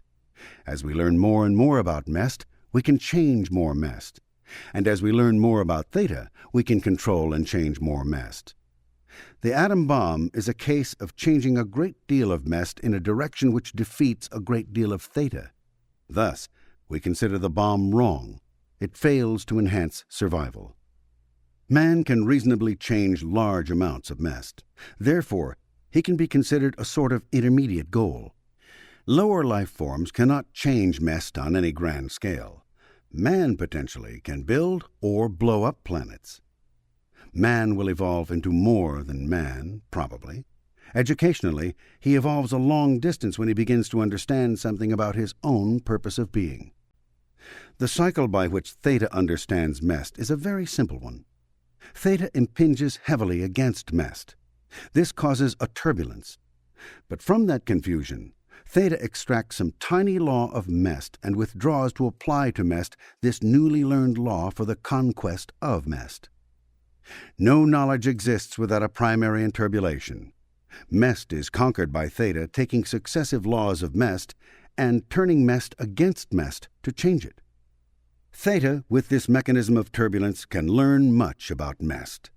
But if theta is going to be embroiled with mest in a disorderly fashion, then theta must have some means of becoming uninterpolated so as to profit by what it has learned through the confusion. Theta has to be able to withdraw in order to come back for an orderly conquest of mest, using the laws of the physical universe to conquer the physical universe. The basic mechanism theta had in the past was death. The cycle of creation, growth, decay, and death was one and is one which applies to a species as a species, to an organism as an organism, or to a group of organisms. The only way theta could get free, evidently, was through death. With the advent of a science of thought, whereby some of the natural laws of theta are understood, man can in one lifetime disinterpolate his theta and mest and benefit from the experience gained by the interpolance. What Dianetics does to longevity has not even been surveyed, but it certainly upsets the evident purpose of the death cycle. In Dianetics, we have much to do with affinity, reality, and communication.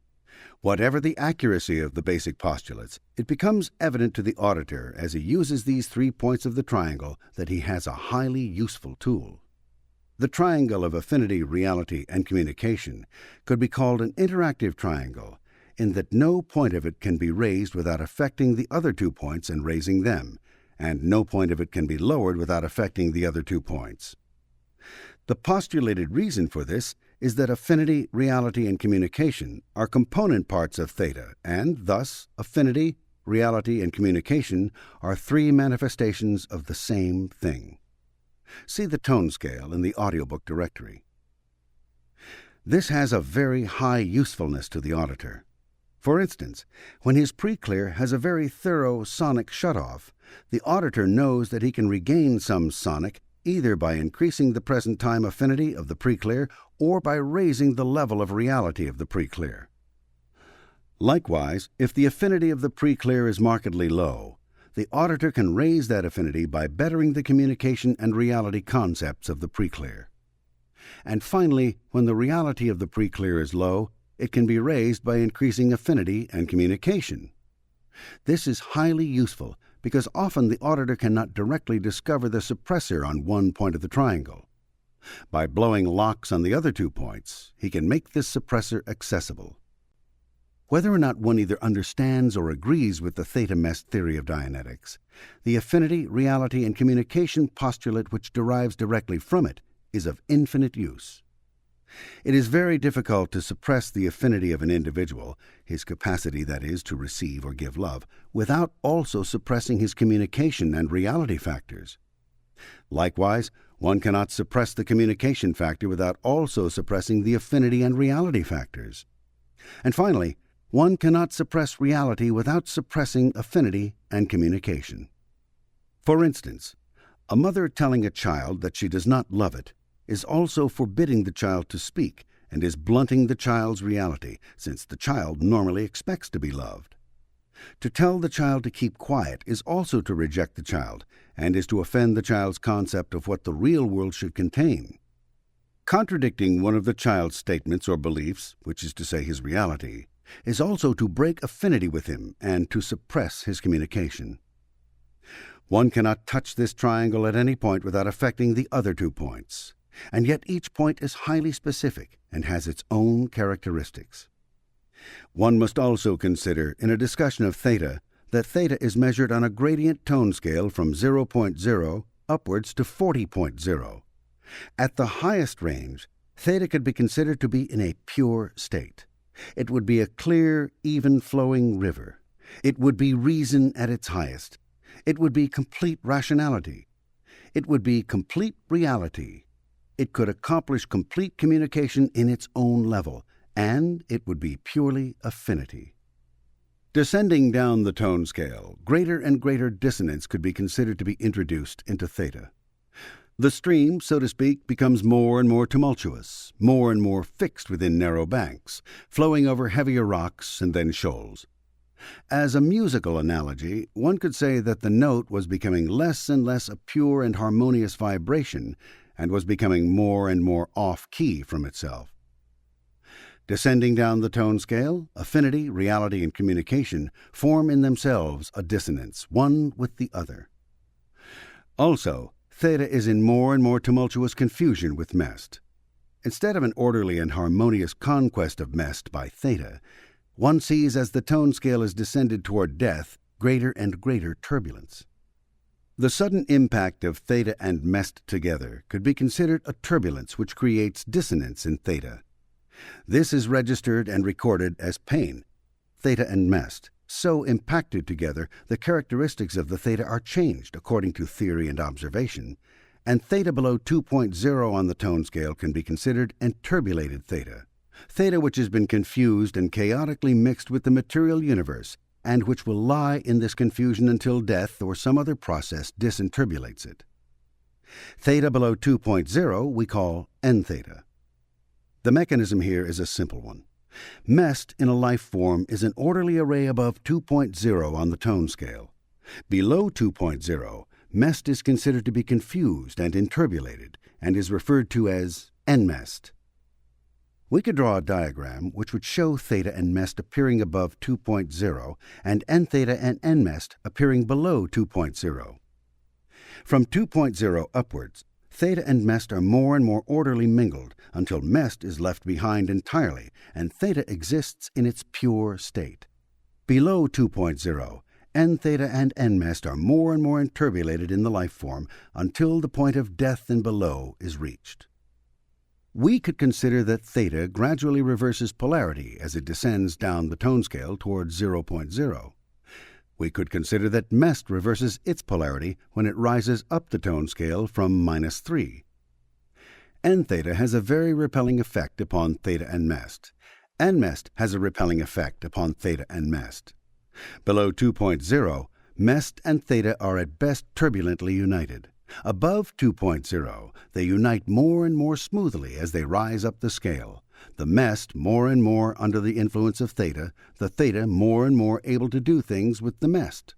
Below 2.0, the theta is less and less able to do anything with the mest. N-theta becomes almost as chaotic as mest in its pure state. It may occur to someone to ask, what is the difference between mest and n-mest if both are without order or plan? The answer is both simple and important. Pure mest may be said to be virgin chaos, entirely innocent of plan. An organism at tone 4.0 may be said to contain mest harmoniously planned and organized by theta. But n-mest is neither of these. It is neither organized nor virginal. It is confused and embroiled with n theta in a twisted, disorganized plan. Here is the mechanism of death, then. N theta and n mest driving out from the organism the remaining theta and mest. This is an important postulate in Dianetics, since from this can be derived the entire tone scale and all the manifestations of human behavior and aberrations. These postulates are what an engineer calls a highly workable truth. For to an engineer, truth is not the absolute of the metaphysician. It is simply something which has a relatively high workability. From the theta-mest theory also may be derived an explanation of faith healing, which is more than an explanation, being a very workable tenet for the auditor. It has been many times noted in the course of man's adventures, in the realm of mental and physical healing, that one individual or another, merely by his presence, or an area, by its sanctity, or the belief of people in it, could accomplish the nearly entire de-aberration of mentally or physically ill human beings. In South America, there is a church outside of which stands a small mountain of crutches, cast away by cripples who became well merely by approaching the altar. And in Bethany some years ago, a man named Lazarus came forth from his tomb. It is an axiom in Dianetics that a sufficient quantity of theta brought into proximity with n theta will disinterbulate the n theta and convert it into theta. This is important enough to form the basic axiom of processing. It explains to the auditor why he cannot take a psychotic who has practically no remaining theta and successfully send that psychotic into the n theta of an engram. The remaining theta of the psychotic would itself merely become interbulated, not being sufficient in quantity, and the psychotic could theoretically become worse. Thus, the second axiom. N theta in sufficient quantity brought into proximity with theta will interbulate that theta. Here we have a matter of quantity. When there is a great deal of theta present, a lesser amount of n theta will disinterbulate and become theta. But when we have more n theta present than theta, the theta is likely to become n theta. This is the contagion factor of aberration. Theta itself could be called reason. N theta could be called unreason. Reason in sufficient quantity brought into the presence of a lesser quantity of unreason will cause reason to prevail. Unreason in sufficient quantity brought into the presence of a lesser quantity of reason will cause that reason to become unreason. Hence, the restimulative character of processing to the auditor. Hence also the various kinds of processing which must be used on various cases. The purer the theta, the more mest will be attracted under it. Theta attempting a conquest of n mest will become in itself interbulated. N theta applied to mest will make it into n mest. N theta will tend and act in the direction of death. N mest tends and acts in the direction of death. Theta tends and acts in the direction of survival, and mest tends and acts in the direction of survival when it has been conquered in an orderly fashion in an organism or by a theta organism. As an example of n theta, consider the thief. A thief is chiefly n theta and prefers n mest to mest. A thief will make n mest out of the mest he steals, which is to say, cloud its title and possibly injure its form or substance.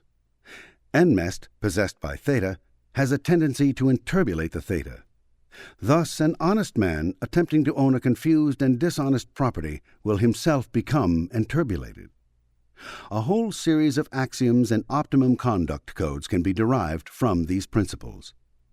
It is also observable that a high theta volume individual can conquer and handle more mest than a low theta volume individual or an n theta individual. The psychotic, for instance, will ruin any mest he contacts, whereas the highly reasonable man will enhance the mest he contacts. Here also we apparently have some small clue as to what luck is. Mest moves in automatically under good theta. Mest moves out from under n theta.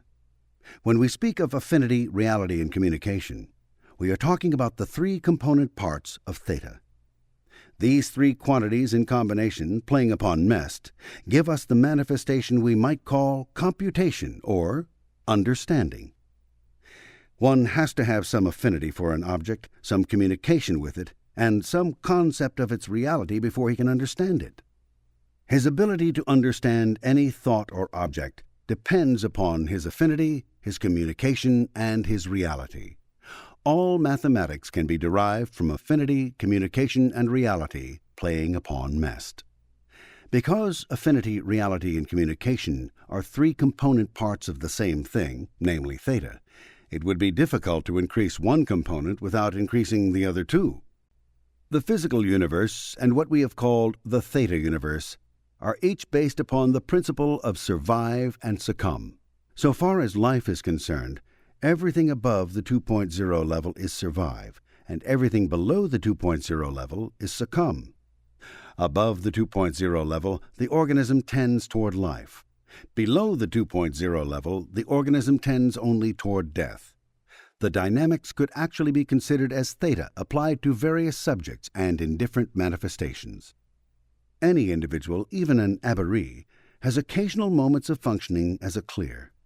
When he is not restimulated, when his engrams, locks, and secondaries are not forcefully restimulated by his environment, the theta gradually disinterbulates and he becomes possessed of a higher level of reason. Most people reach 3.0 part of the time as a normal course of events. Some people, in rare instances, behave and reason like MEST clears. Hardly anyone has failed to have moments when he approximated the condition of clear. Being clear is a state of being possessed of all available theta, which in an aberree would be partially trapped in engrams and locks. The ordinary person, with his engrams and locks, is rarely in the happy and reasonable state of a release or a clear. The release or clear is in that desirable state rather constantly. But this does not mean that the release or clear are not, in the presence of an overwhelming amount of N-theta in the environment, susceptible to interbulation. For they are. They, however, do not greatly retain the interbulance, and as soon as they are free from such an N-theta environment, they restore immediately to a cleared state. Further, they do not depress very far down the tone scale. This case is very different from that of an individual who has relatively little theta left to interbulate and who, in even a mild N-theta environment, sinks rapidly down the tone scale. It is a question of resilience and recovery ability, as well as the ability to reason constantly and clearly in most situations. The chart should be read with the understanding that nearly everyone who does not have to be put away in a sanitarium, wholly bereft of his senses, has some available theta.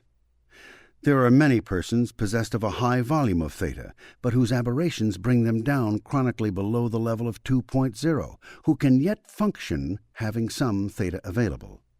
These people interbulate rapidly. There are many people who are not classified as psychotic ordinarily, who demonstrate considerable quantities of theta and who yet on some slight setback interbulate rapidly down to 1.1 or 0.5 on the tone scale, and remain there for some time after the interbulance. These people, rested and not in immediate contact with the restimulative situation, regain some of the theta from the turbulent area. The strength of the dynamics of an individual could be considered to be determined first by the native volume of theta possessed by the individual, and second, by the impeding effect of his engrams as restimulated in the environment. One could then have a very high dynamic individual who yet has been so thoroughly aberrated that on the least setback he would fall rapidly down the tone scale below 2.0. People like this, having high dynamics, attempt naturally to conquer a great deal of MEST, but in the process of conquering it are interbulated by the MEST, the society, and the environment, so that they accumulate enormous quantities of locks.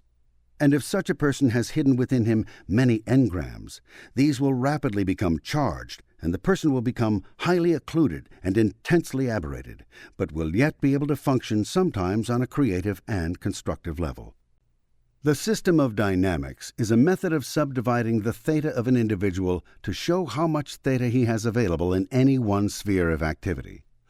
These divisions could be made as follows.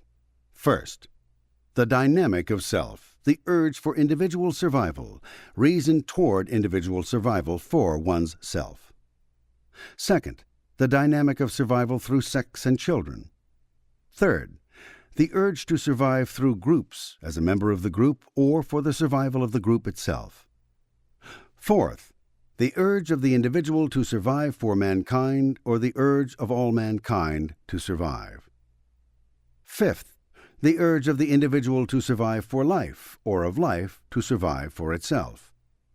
Sixth, the urge of the individual to promote the survival of mest, either for his own benefit or for the benefit of mest itself, manifested in the preservation of property as such, no matter to whom it belongs.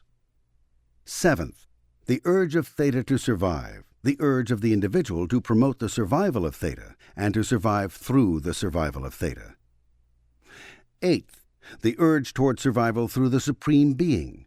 The number 8 laid on its side gives us the symbol for infinity. Any of these dynamics can be broken down into the 3 component parts of affinity, communication, and reality. On the first dynamic, one has the affinity for self, the concept of the reality of self, and the ability to communicate with memory of self. The second dynamic would concern itself with the affinity for a mate or children for the future of a race, the communication with a mate or children, and a concept of the reality of these. In the third dynamic lies the affinity of the individual for the group or the affinity of the group for itself, the ability of the individual and the group to communicate, the general reality or agreement existing in the group and between the individual and the group. The fourth dynamic, as ARC, would mean the affinity of the individual for all man and of mankind for the individual.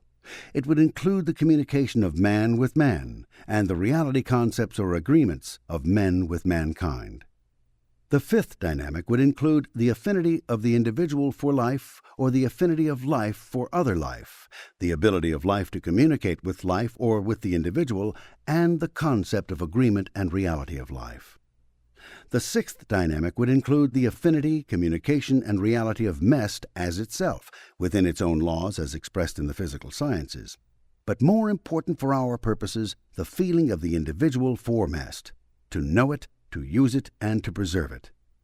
The seventh dynamic would be that of theta itself, which is composed in its component parts, according to our postulates, of affinity, reality, and communication. The eighth dynamic would be the dynamic of the Supreme Being or the Creator. That would be God. One could consider that God created the physical universe and the theta universe.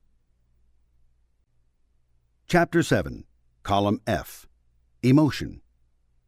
Emotion could be called the energy manifestation of affinity. They are listed in 2 columns because emotion may be treated as a subdivision of the more general subject of affinity.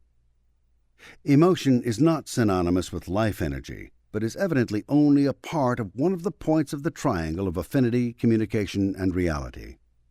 Emotion, however, furnishes an obvious index to the psychic state and is the quantity most easily observed by the auditor. As used in Dianetics, emotion could be called the index of the state of being.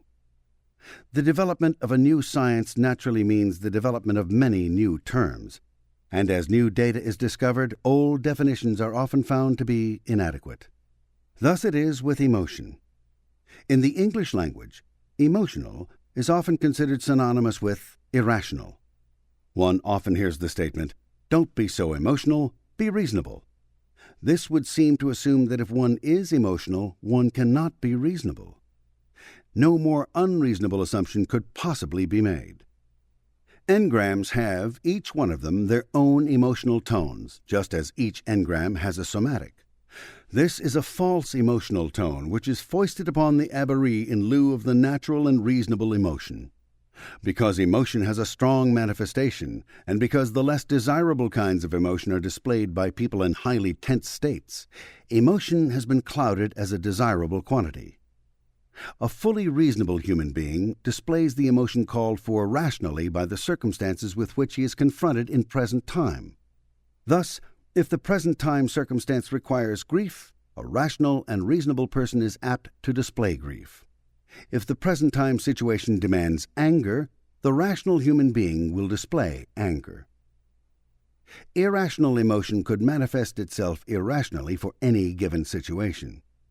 If the present time circumstances required grief and yet the individual displayed no grief, this would be irrational. If the present time situation seemed to indicate, because of happy circumstances, happiness, and yet the individual remained apathetic, this would be irrational.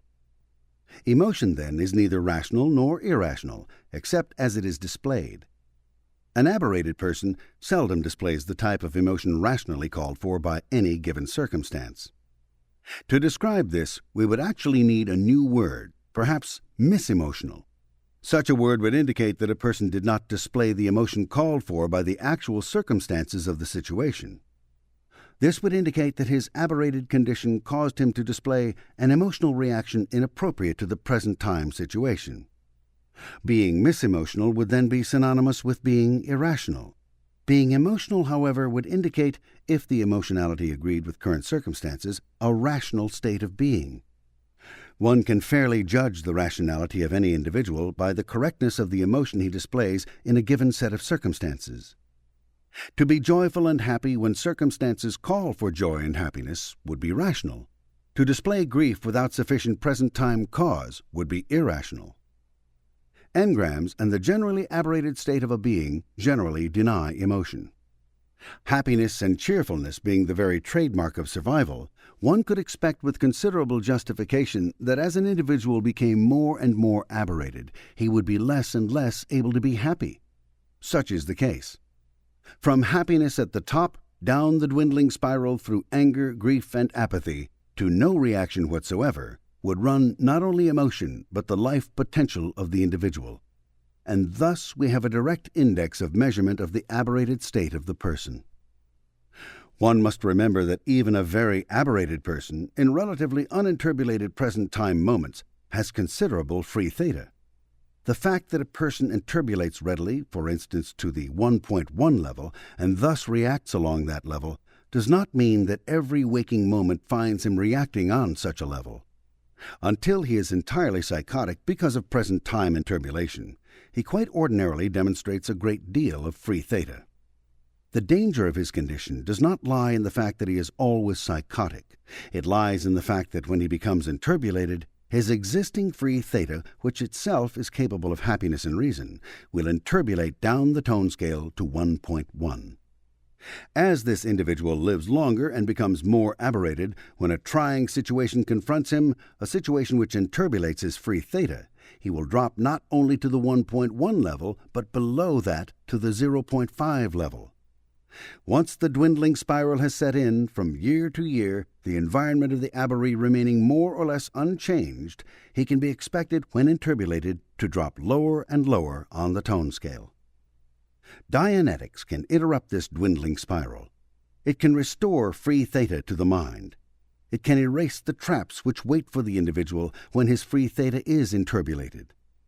Thus, a person who has a Dianetic release or a messed clear is extremely resilient.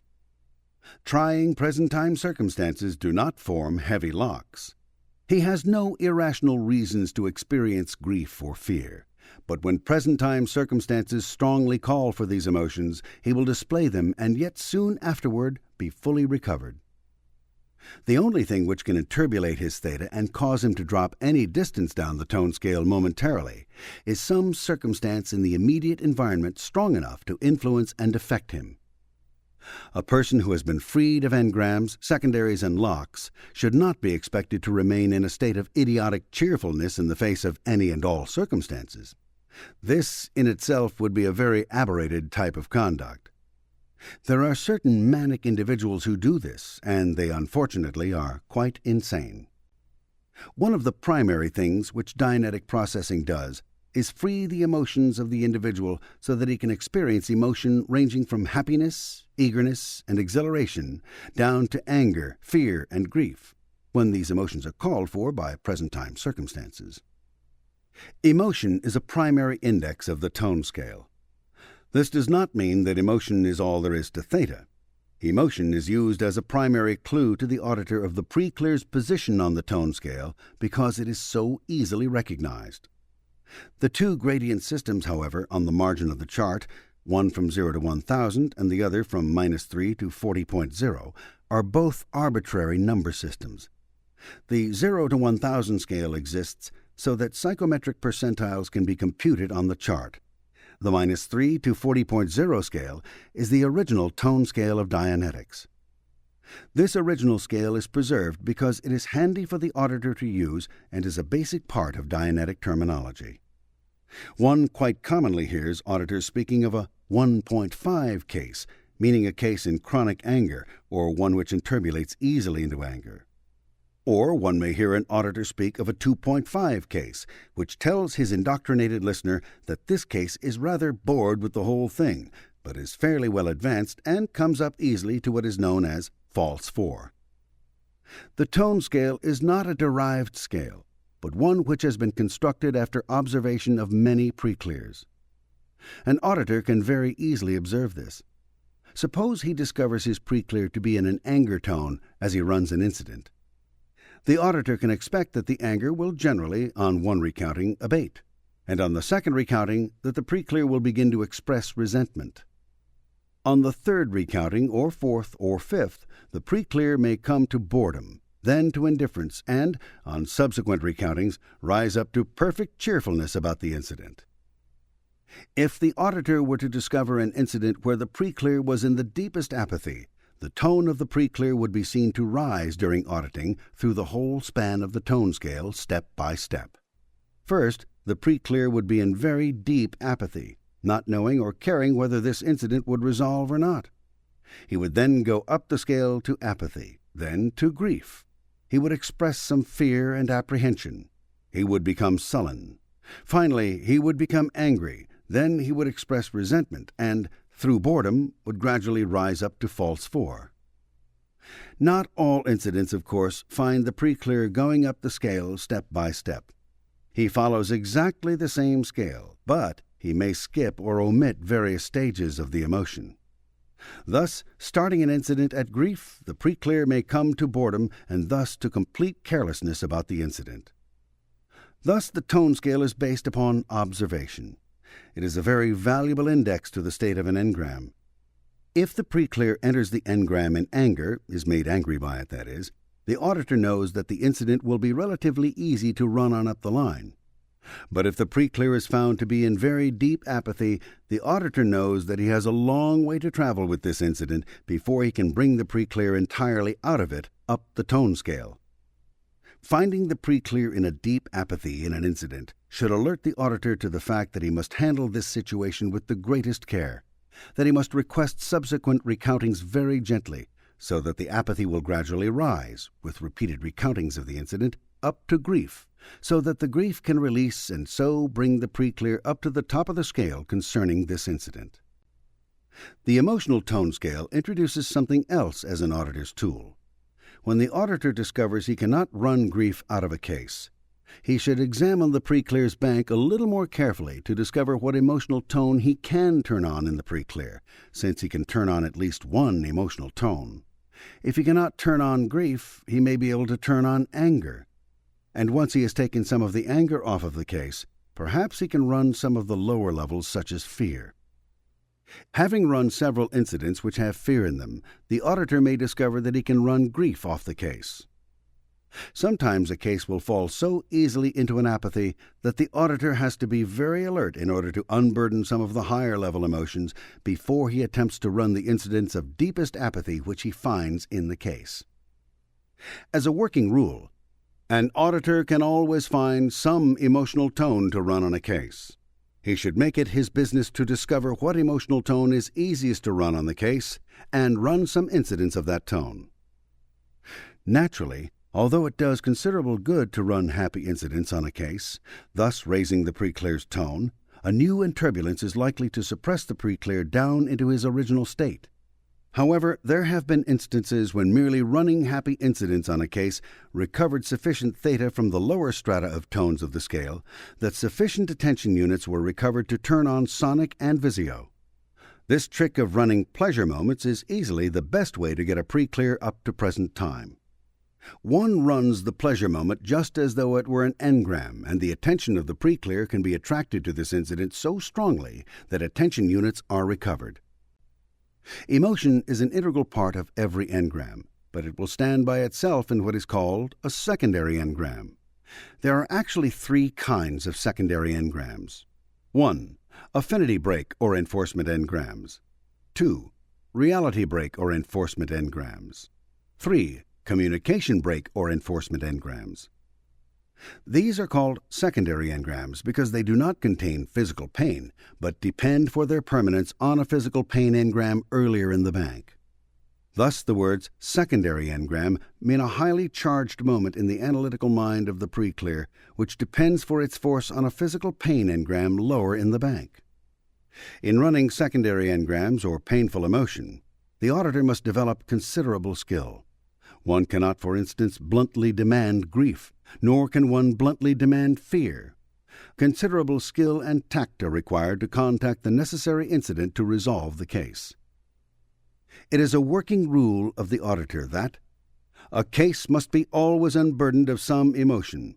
Only cases in a very high range of the tone scale can have physical pain engrams run on them without running some secondary engrams.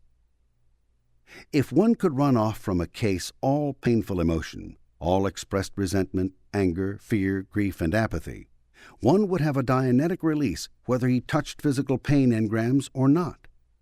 This is theoretically true, but practically almost impossible, since when he starts to run various secondary engrams, the auditor will often find the case sliding back into the supporting physical pain engram, which must then be run.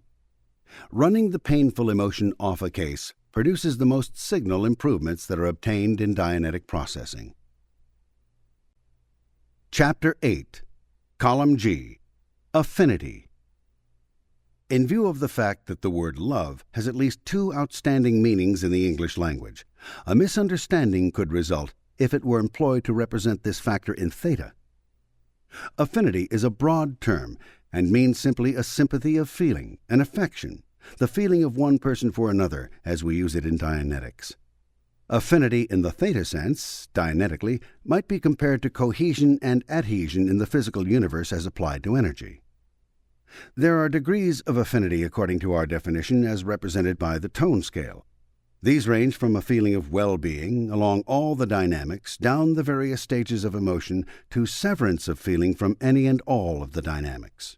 Affinity broadly includes emotion. The tone scale of affinity, as represented on the chart, refers to the reaction of the individual at any particular time to just one or to a small number of people.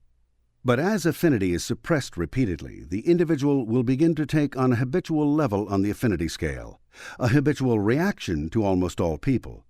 This is also true of the affinity scale of groups, and one can find on this scale the tone level of any nation, or indeed of mankind, for any given period, which would be the averaging out of the general reaction of mankind to mankind. At the top of the scale, around tone 4.0, the individual experiences love, strong and outgoing. He experiences friendliness. This is an extroversion of affinity.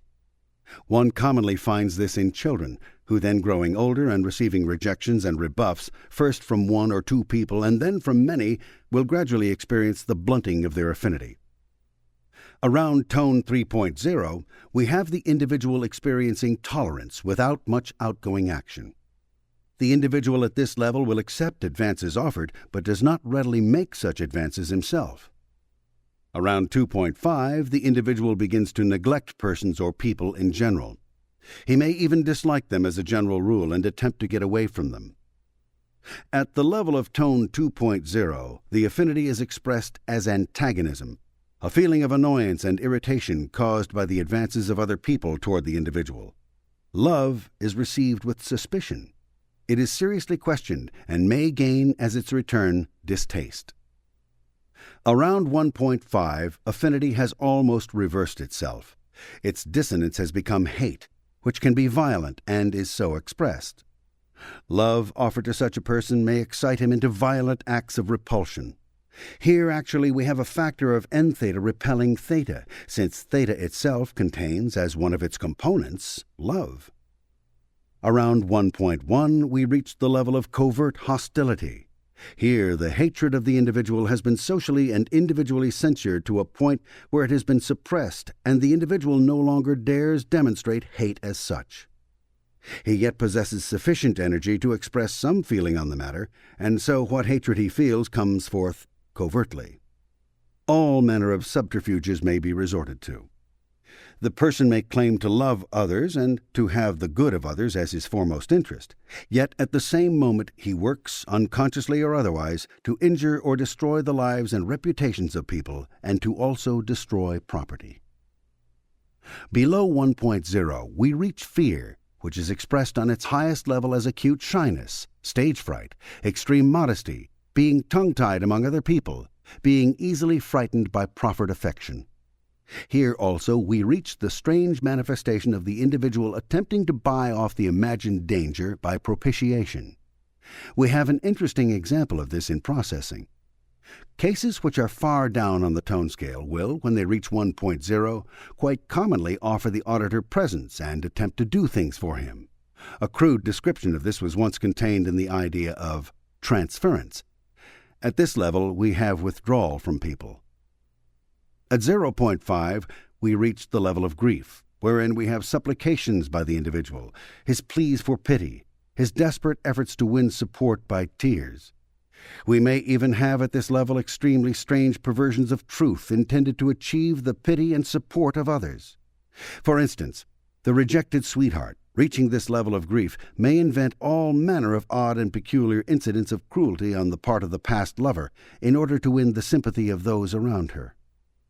Sinking below grief, one reaches apathy, wherein affinity is expressed by complete withdrawal from person or people. There is in apathy no real attempt to contact one's self, and no attempt to contact others. Here we have a null point of dissonance, which is on the threshold of death. The auditor has a handy measuring stick with the affinity scale, since he can, by observing the pre-clear, establish the pre-clear's attitude toward people or groups and discover the position of the pre-clear on the chart. Further, by watching the relations of the pre-clear with others improve, he can see the gradual rise in tone of the case.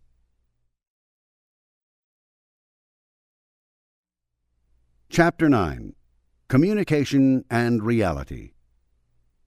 The overall subject of communication covers far more than the exchange of intelligence. Basically, communication could be called the science of perceptions. As general semantics is organized on the subject of words and ideas, so can be organized and so has been organized in Dianetics the entire subject of perception.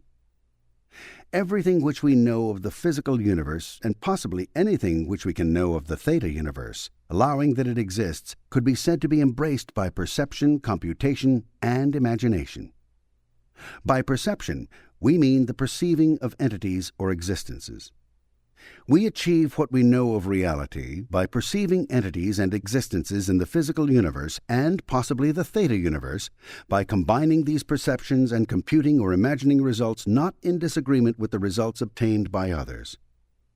The channels of our perception of the physical universe are 26 in number. The most important of these are sonic, visio, tactile, olfactory, kinesthesia, thermal, joint position, body position, moisture, organic perceptions, and, adding one more discovered in Dianetics, perception of movement on the time track. It is with these that the auditor most vitally concerns himself, as it is through these that we learn the most of the physical universe. With sonic we perceive, by mental mechanism, the sound waves of the physical universe, and, by comparison and experience, both genetic and environmental, interpret them. With visio, we perceive light waves which, as sight, are compared with experience and evaluated. By tactile, we perceive the shape and texture of surfaces and compounds. With olfactory perception, we perceive the minute particles of matter which register as smell. By kinesthesia, we perceive motion through space and time. By thermal, we perceive temperature, hotness, and coldness, and so can evaluate further our current environment by comparing it to past environments. By perceiving joint position, we can measure space and the size of objects and know more about our physical situation. By perceiving body position, we sense our relationship with our immediate environment. Moisture perception permits us to sense the dampness or dryness of the atmosphere and so judge further our environment. Through organic perceptions, we perceive the states of our own bodies internally. These and other sense messages combine to make up a body of experience. Just how much of this experience is genetic and how much of it is carried in the theta body, if that exists, we cannot at this time accurately measure. In our environment, however, by these various sense channels, we gain experience and can act in the present time environment or plan for the future. It might be said that we have, potentially, a sensory reception mechanism for every type of sense message which can be radiated or delivered to us by the physical universe and from the theta universe. Thus, we have hearing because there are sound waves which can be registered and interpreted. We have sight because light waves exist to be registered, and so forth. A very interesting paper could be prepared upon the probable evolution of our senses. Theta, combining with Mest to make life, reaches out in its conquest of Mest via the sense perceptions to exist within and control the environment and to some degree regulate the future, and particularly in man, to adjust the environment to the organism, the species, or the race. Just what theta universe perceptics are is a subject at this time so diffuse that one cannot even be sure there is a theta universe. Such manifestations as extrasensory perception, intuition, clairvoyance, clairaudience, and others make up a body of quasi-knowledge which is normally relegated to the field of psychic phenomena. The existence of God and spiritual manifestations could be classified as theta universe. Contact with these would be considered a use of theta perceptics. Oddly enough, in Dianetics, considerable evidence, whether we wish it or not, is accumulating in favor of not only a theta universe and a theta body, but of theta perceptics as well. This has proceeded far enough to contain some evidence that certain techniques of application, already partially formed, exist by which the theta perceptics can be cleared, raising the prediction potentiality of the individual, among other things. Judging solely on the evidence at hand, one would say that more evidence existed in favor of the theta universe, the theta body, and theta perceptics than existed to deny them. This evidence has accumulated to a sufficient extent to cast extreme doubt on the scientific postulate that all man would ever know was the physical universe. Indeed, science was unable to resolve mental problems and forecast behavior and invent better human technologies so long as it assumed that life and man rose from compounds and clay of the physical universe with no other ingredient. This line of reasoning led to no advances in technology and, indeed, permitted the physical sciences to outstrip all knowledge of human behavior. This would seem more or less inevitable, however, if one considered that the primary mission of theta was to conquer the physical universe, at least insofar as the branch of theta which is ourselves is currently concerned. With such a mission, the physical universe would of course become the best-known sphere of reality. Perhaps theta is now in a position where it can understand more of itself. By this, one does not urge upon the reader that Dianetics concerns itself vitally at this time with psychic phenomena, but it is mentioned in passing that, in the course of investigation, data continues to accumulate against the idea that man is a creature of the physical universe alone. The auditor, working case after case, cannot but run upon evidence strongly in favor of a relatively timeless theta body, existing as a personal identity, running parallel to the genetic line of species. And if he ignores this, he may bog down some of his cases. Specifically, I refer to the continuing and growing volume of reports from auditors on the subject of past deaths and past lives. This subject needs to be warily and thoroughly examined, but it remains that the auditor who runs into a past death and does not reduce it properly by standard procedure will find his case thoroughly bogged down. And indeed, some cases cannot be run and will not move on the time track until these factors are taken into consideration. Some of this data has been known for 2 years, but a diffidence to comment upon it until the evidence was overwhelming has suppressed and continues to suppress the knowledge. As it develops, Dianetics more and more seems potentially able eventually to contact the often postulated but never thoroughly sensed, measured, and experienced human soul. The subject of past deaths and past lives is so full of tension that as early as July 1950, the Board of Trustees of the Foundation sought to pass a resolution banning the entire subject, and I have been many times requested to omit any reference to these in the present work or in public for fear that a general impression would get out that Dianetics had something to do with spiritualism. Further, The view has been many times expressed that in view of the fact that prenatals are so controversial, the introduction of past lives and past deaths into Dianetics, even as an experimental investigation, would permit old schools of therapy to persist in their delusion that all is delusion. This would hardly be a scientific way of handling a science. A true scientist boldly and fearlessly reports that which he finds. A famous writer told me a short time ago a story about Thomas Carlyle, who, upon hearing that an American lady writer named Margaret Fuller had said, "I accept the universe," said only, "By God, she'd better." The auditor who runs his pre-clear down the track and suddenly finds the pre-clear possessed of strong somatics and a visio of AD 1210 scenery had better reduce the incident as an engram. Failing to get a proper reduction, the auditor had better ask for the incident necessary to resolve this weird manifestation. If the auditor is dull indeed, he will invalidate the incident to the pre-clear and pass up running it, at which point his pre-clear will bog down. There are evidently three kinds of these experiences. 1. Those which are dub-in and which occur only in cases which dub-in the present life. 2. Fantasies built upon reading and imagination but without somatics. And 3. What seem to be valid and real experiences. If this data of past lives and past deaths in the theta body continues to stand up and become susceptible to exacting proof, it certainly threatens to radically alter our culture. At the present time, all we can do is gather evidence. The Foundation would be glad to have any and all such evidence which auditors may discover and care to submit. Never invalidate a past life or a past death, and never fail to run such somatics as actual experiences. Failure to observe this enjoinder may seriously harm the case. I have given you this information because I do not believe that helping the auditor to audit and helping cases to run can seriously hurt Dianetics.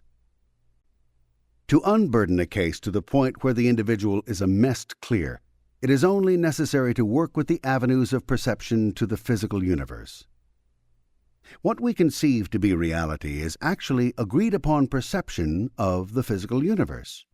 There is an endless philosophic wrangle as to whether or not our perceptions perceive anything or whether or not our perceptions are merely an illusion themselves. True enough, the physical universe can be reduced down to a zero mathematically. Matter, energy, space, and time could be said to be the result of certain motions.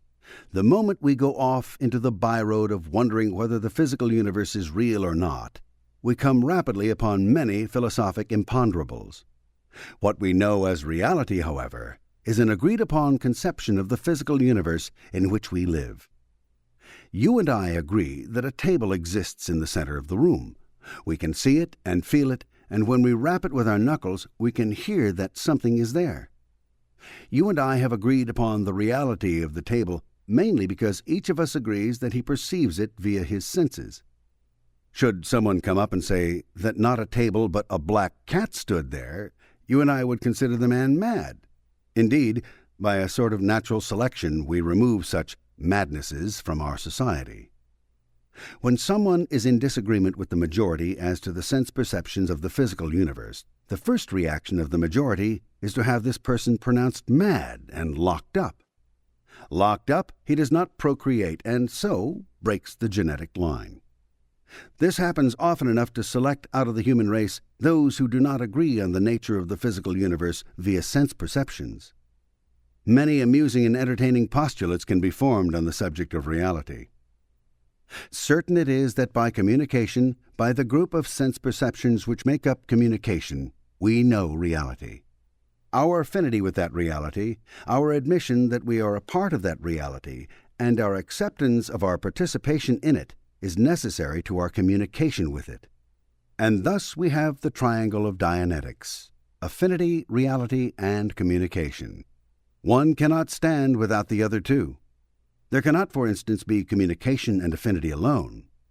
These two things would result in an agreement of some sort, which agreement would be a reality. If communication exists, some agreement can be reached. And as soon as an agreement is reached between two people or by a man with himself, there is some affinity. If affinity and reality exist, then a communication must ensue or must already exist in order to act as a channel of expression and recognition of the agreement. An auditor knowing the trio, affinity, reality, and communication, can use any point of the triangle as a point of attack in order to enhance the other two corners of the triangle. The overall subject of communication, as we have seen, contains all avenues of sense perception: sonic, visio, tactile, olfactory, and the rest. It includes as well the perception of too strong a contact with the messed universe, pain, which is itself less directly a form of communication. The receipt of perceptions of the real universe and the purpose of theta come about as computation. Computation creates ideas concerning reality, and this creation of ideas leads to the type of communication which is commonly and ordinarily classified as communication, conversation, messages, and other methods of exchange of ideas. The auditor must appreciate the value of communication, since if his preclear cannot communicate with his own past, he cannot make an accurate adjudication of his own present, and he certainly cannot compute his own future. When a man is unable to contact the reality of the present or appreciate it, and when he cannot compute his own future and act upon that computation, that person is considered in varying degrees neurotic or psychotic. The auditor, then, does well who knows this subject thoroughly. Chapter 10. Column H. Sonic. By the word sonic in Dianetics is meant sonic recall rather than hearing sounds outside the body. Sonic means hearing the sounds which have been remembered. Those sounds which the individual has heard in the past are all recorded either in the analytical standard memory bank or in the reactive bank. Those which are recorded in the analytical standard memory bank are all available to the recall mechanisms of the individual, to his I. Those which have been recorded in the reactive bank have been received by the individual while he was unconscious, in a hypnotic state, while drugged, while delirious, while unconscious from a severe injury, or even while unconscious momentarily because of a light injury. Such perceptics as sonic were not thought before Dianetics to be recorded at all during a period of unconsciousness. One of the basic discoveries of Dianetics was that these perceptics were recorded during periods of unconsciousness of an individual, and that this material was available for recovery, and that this material so received and so recorded had an aberrative effect on the individual. Whether the sound has been heard while the person was awake or asleep or unconscious, that sound is available to the recall mechanism of I. The fantastic storage capacity of the mind has no structural explanation at this time, but every sound, whether a voice, an auto horn, the click of tableware, footsteps, the wind, every sound which the individual has heard in his lifetime is recorded. Thus recorded, it is available to the I of the individual. Dianetic technique sends the individual back through his life and, by the perceptics of sonic, visio, and so forth, enables him to recover information which has been occluded from him. There are very many gradations of the quality of sonic. A case on which there is much grief and other types of charge may or may not have sonic recall. A case which is generally occluded from one end of the track to the other may be so occluded by charge, valence trouble, sonic command shutoffs, or being stuck out of present time that it has no sonic at all. This condition may be so bad that it renders the individual unable to remember anything that has been said, even shortly after it has been uttered, as well as back along the time track. The charge, valence troubles, and command shutoffs of sonic may be relatively light, under which circumstances the individual will receive what are known as sonic impressions. He can get impressions of the voice tones in which the words are being uttered as he travels along the track, but he does not hear the sounds clearly. The case may have, however, so little sonic shutoff, valence trouble, and charge that clear sonic, just as it was heard in the first place, is available as the person travels on the time track as well as in near present time. Sonic shutoff may be quite selective. The individual may be able to hear sounds but not voices. He may be able to hear an entire symphony orchestra and yet be unable to hear again what his wife asked him to bring home for dinner. Selective shutoffs are caused both by charge on the case and by selective sonic shutoff commands, such as, "You cannot hear your wife," or You pay no attention to me. A primary concern of the auditor is the turning on of sonic. Therefore, he must know what turns it off. According to present theory, which works out relatively well in practice, the most severe source of sonic shutoff is being stuck on the track. In that the individual cannot move on the track, he cannot, of course, move through incidents and hear them. The next most severe interference with sonic comes from valence shifters. The person's identity is confused with that of another person. He is not in his own valence, and he is off his own time track. The next most severe source of sonic shutoff is the command phrase, which says specifically, "You can't hear anything. You never listen to a word I say. You have to keep still. I'm as deaf as a post," etc., etc. Sonic is additionally affected somewhat by grief and charge on the case, but not as much as might be expected, since cases which have enormous grief and charge on them, in general, yet retain sonic recall in the absence of valence shifters. The most severe sonic shutoff would be that caused by a combination of factors which would include not only being stuck on the track in an engram, but also having the track itself collapsed by groupers which are active.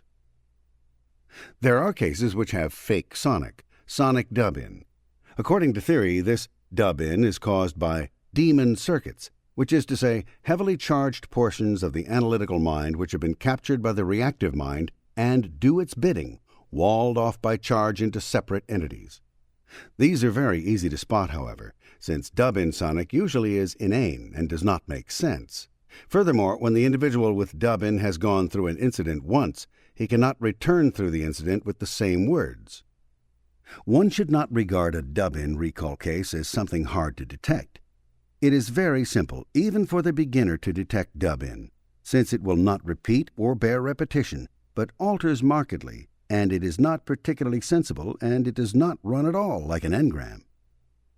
The dub-in sonic case, after it has been worked for a short time, can be expected to lose the dub-in.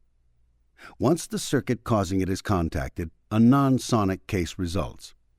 This should not be confused with a case which has sonic, but which has experienced severe auditor breaks of the auditor's code, has had engrams run partially but not reduced, and has had groupers triggered so that the time track is collapsed. The way to differentiate these is that the case which had dub-in that has turned off will still run as easily and ably on the time track as formerly. From a non-sonic condition, as valence shifters and sonic shutoff commands are run out of the case, sonic impressions will become available, and then sonic itself should return. The subject of sonic recall is one which requires an enormous amount of study before final adjudication can be made by anyone as to its total ramifications. Experience in Dianetics has demonstrated that recalls in general are very fully recovered by the clear, and this is true of sonic. As may be seen on the chart, the gradient scale of sonic does not show it to be a phenomenon by which the position of the pre-clear on the chart may be established, save only in the broadest sense. The clear at the top of the scale has, ordinarily, full sonic recall. But such may have been his aberrated condition that over large areas of the track his analytical memory bank has received no adequate or sharp recordings. From the moment a person is clear or nearly clear, on forward in his life, he will have sonic recall. During his period of aberration, however, he may not have registered sounds here and there on the track. There is much misunderstanding about sonic and visio recalls in the state of clear.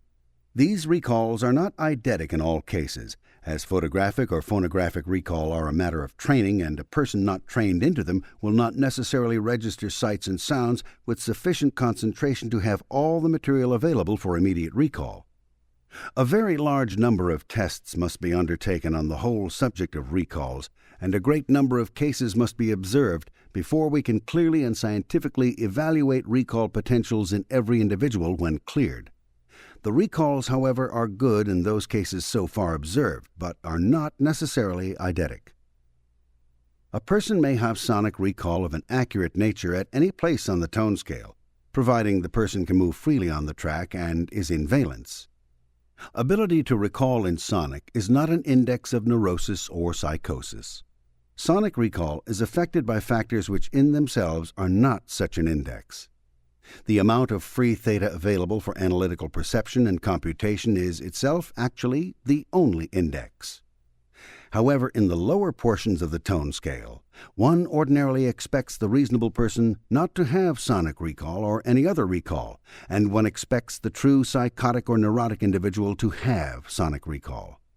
This has misled practitioners of the healing arts in the past to believe that sonic recall was only to be found in idiots and morons, an entire falsity based on limited observation.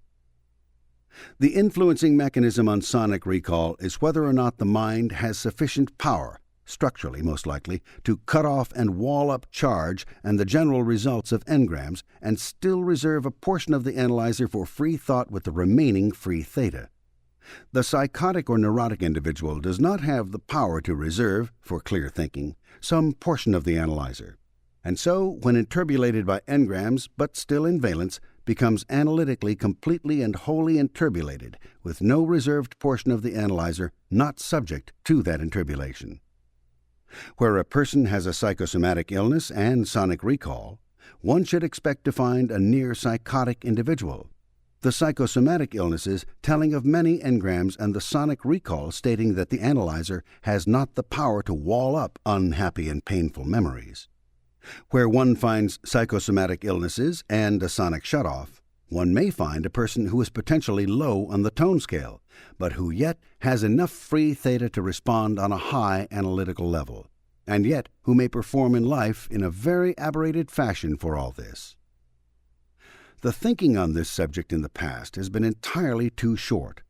The observation has been, in past schools, that a great deal of aberration meant a great deal of thrust and drive, and, therefore, that an individual who was neurotic could be expected to perform in the arts and in other directions more ably than a person who was sane. This, by derivation and observation and much experience, is an outright fallacy. The individual with a great deal of free theta is apt to be more robust than his fellows. He may or may not have more engrams, but he tries from his earliest days to take in more area than his fellows and to adjust his environment to him rather than follow the sheep-like course of trying to adjust himself to the environment.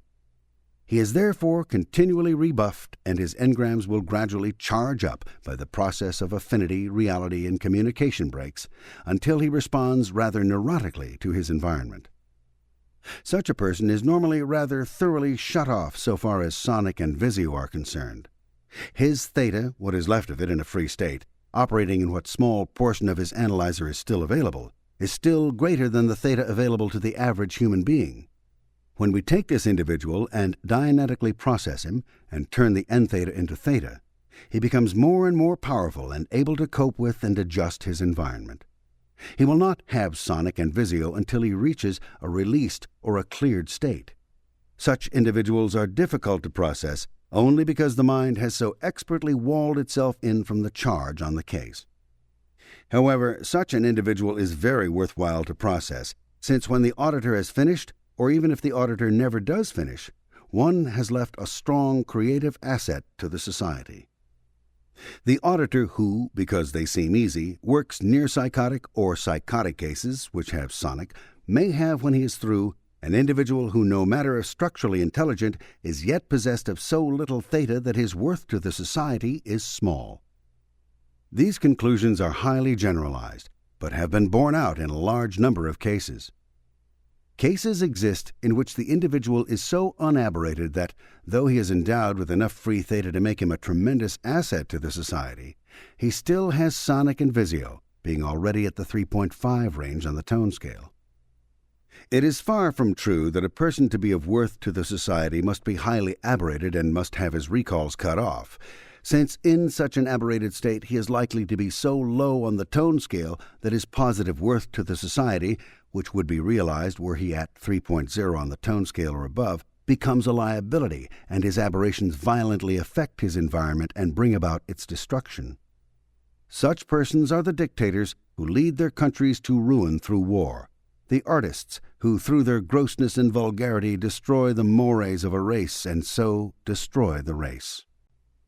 What the auditor should know principally about sonic recall is that it makes a case easier to run and that a case without it, properly processed, will eventually pick it up. The auditor should never despair of sonic recall shutoff cases. Impressions will get stronger and sonic recall will eventually turn on. But the individual has to be very high on the tone scale before he regains sonic if he began with complete shutoffs. Further, there is a technique which sometimes turns on sonic, known as running pleasure moments. Pleasure moments can be run on a case just as the auditor runs engrams, going through the moment over and over again. Attention units are attracted to the pleasure moment, since it is one of the missions of the mind to attain happiness and pleasure along the various dynamics. By returning the pre-clear to a moment of pleasure and running that moment, the auditor will be able to regain a few attention units out of areas of turbulence. This will make it a little easier for the pre-clear to move on the track, and in so moving, he may pick up sonic recall. In any event, the running of pleasure moments is highly beneficial to a case. The running of future pleasure moments sometimes tunes up the perceptics. These are actually imaginary incidents, so far as can be told.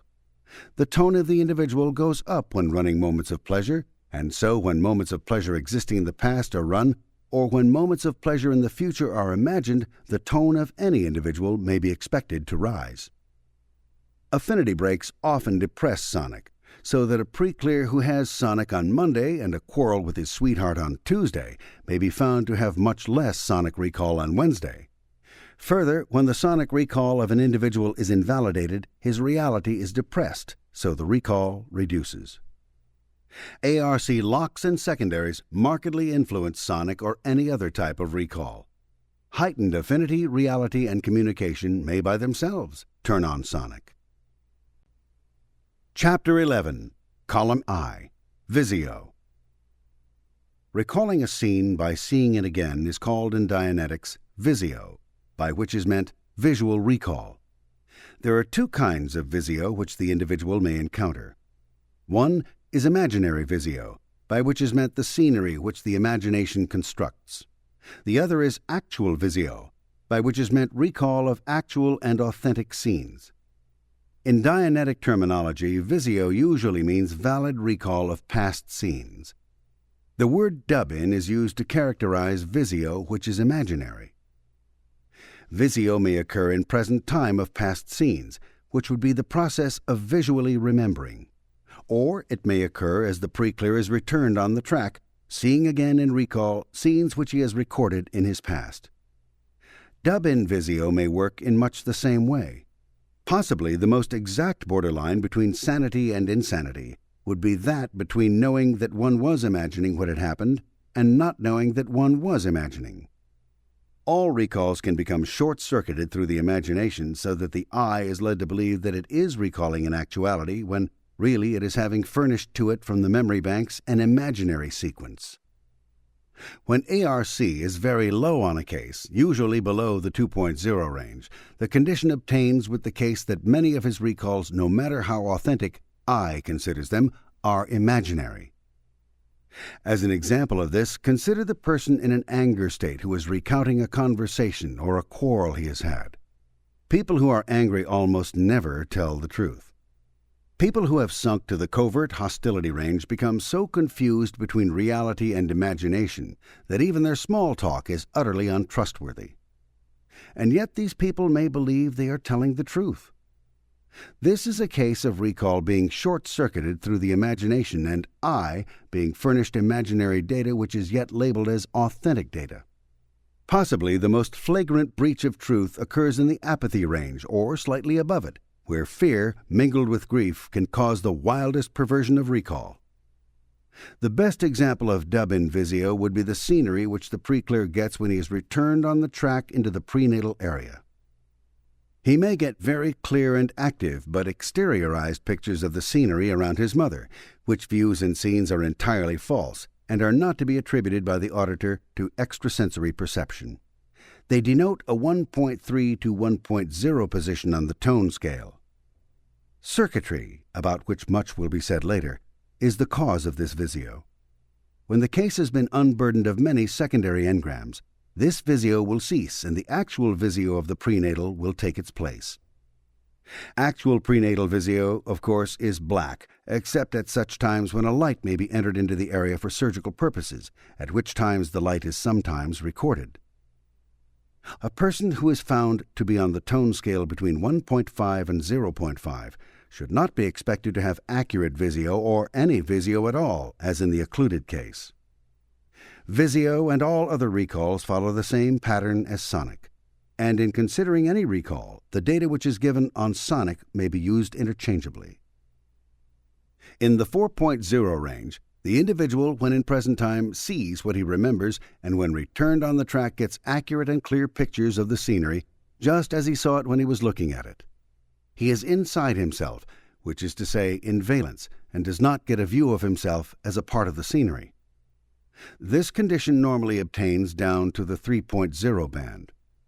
Here we begin to get occlusions and exteriorizations in areas which contain highly charged engrams, which themselves contain command phrases that shift the person out of his own valence, such as, "I can't be myself around you," etc.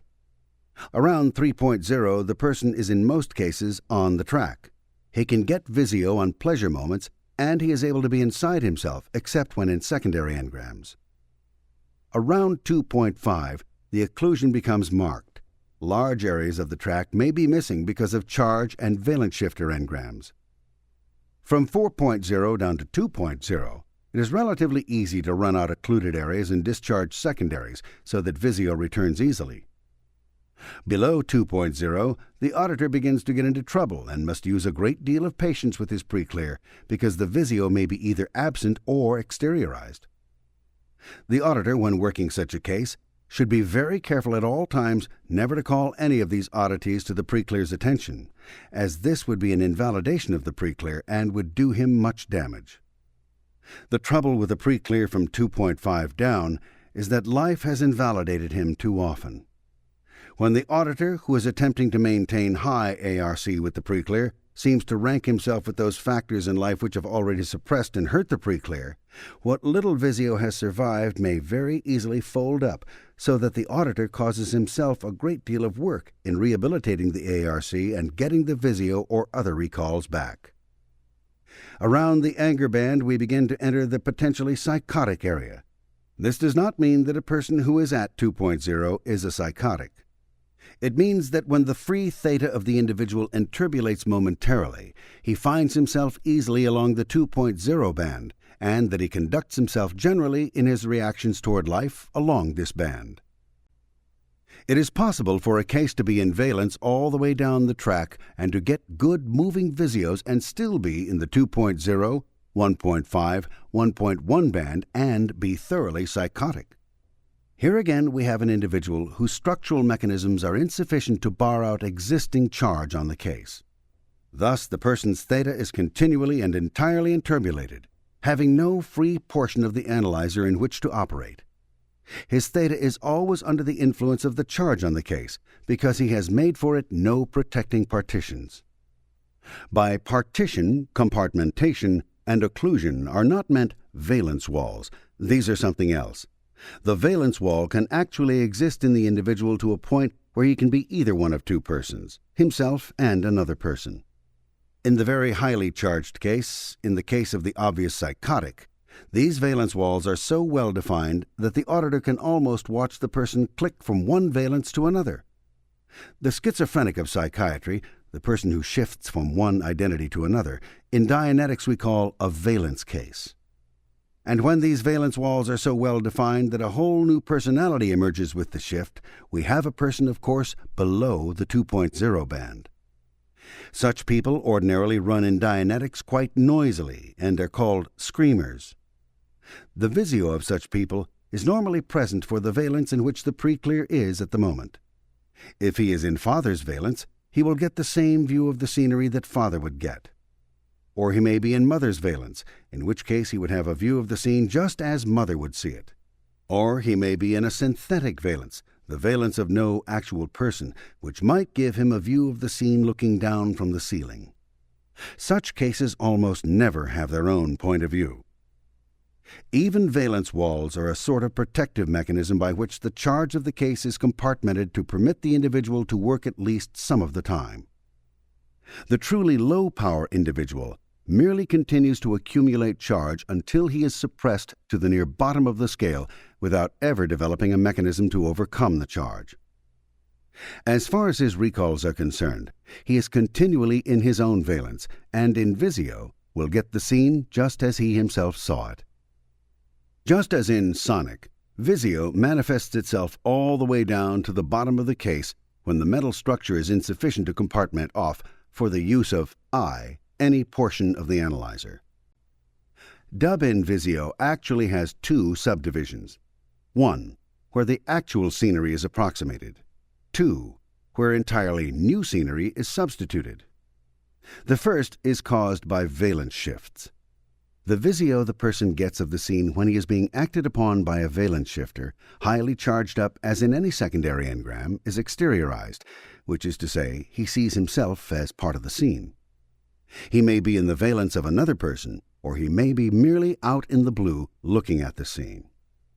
When the charge is run off of this particular scene by repeating it over several times, providing any release takes place in the first 4 or 5 recountings, the engram on which this secondary is depending, and which of necessity, if it creates such an illusion, must contain a valence shifter command, loses some of its charge, and the individual is then able to get inside of himself and get a view of the scene as he saw it at the time.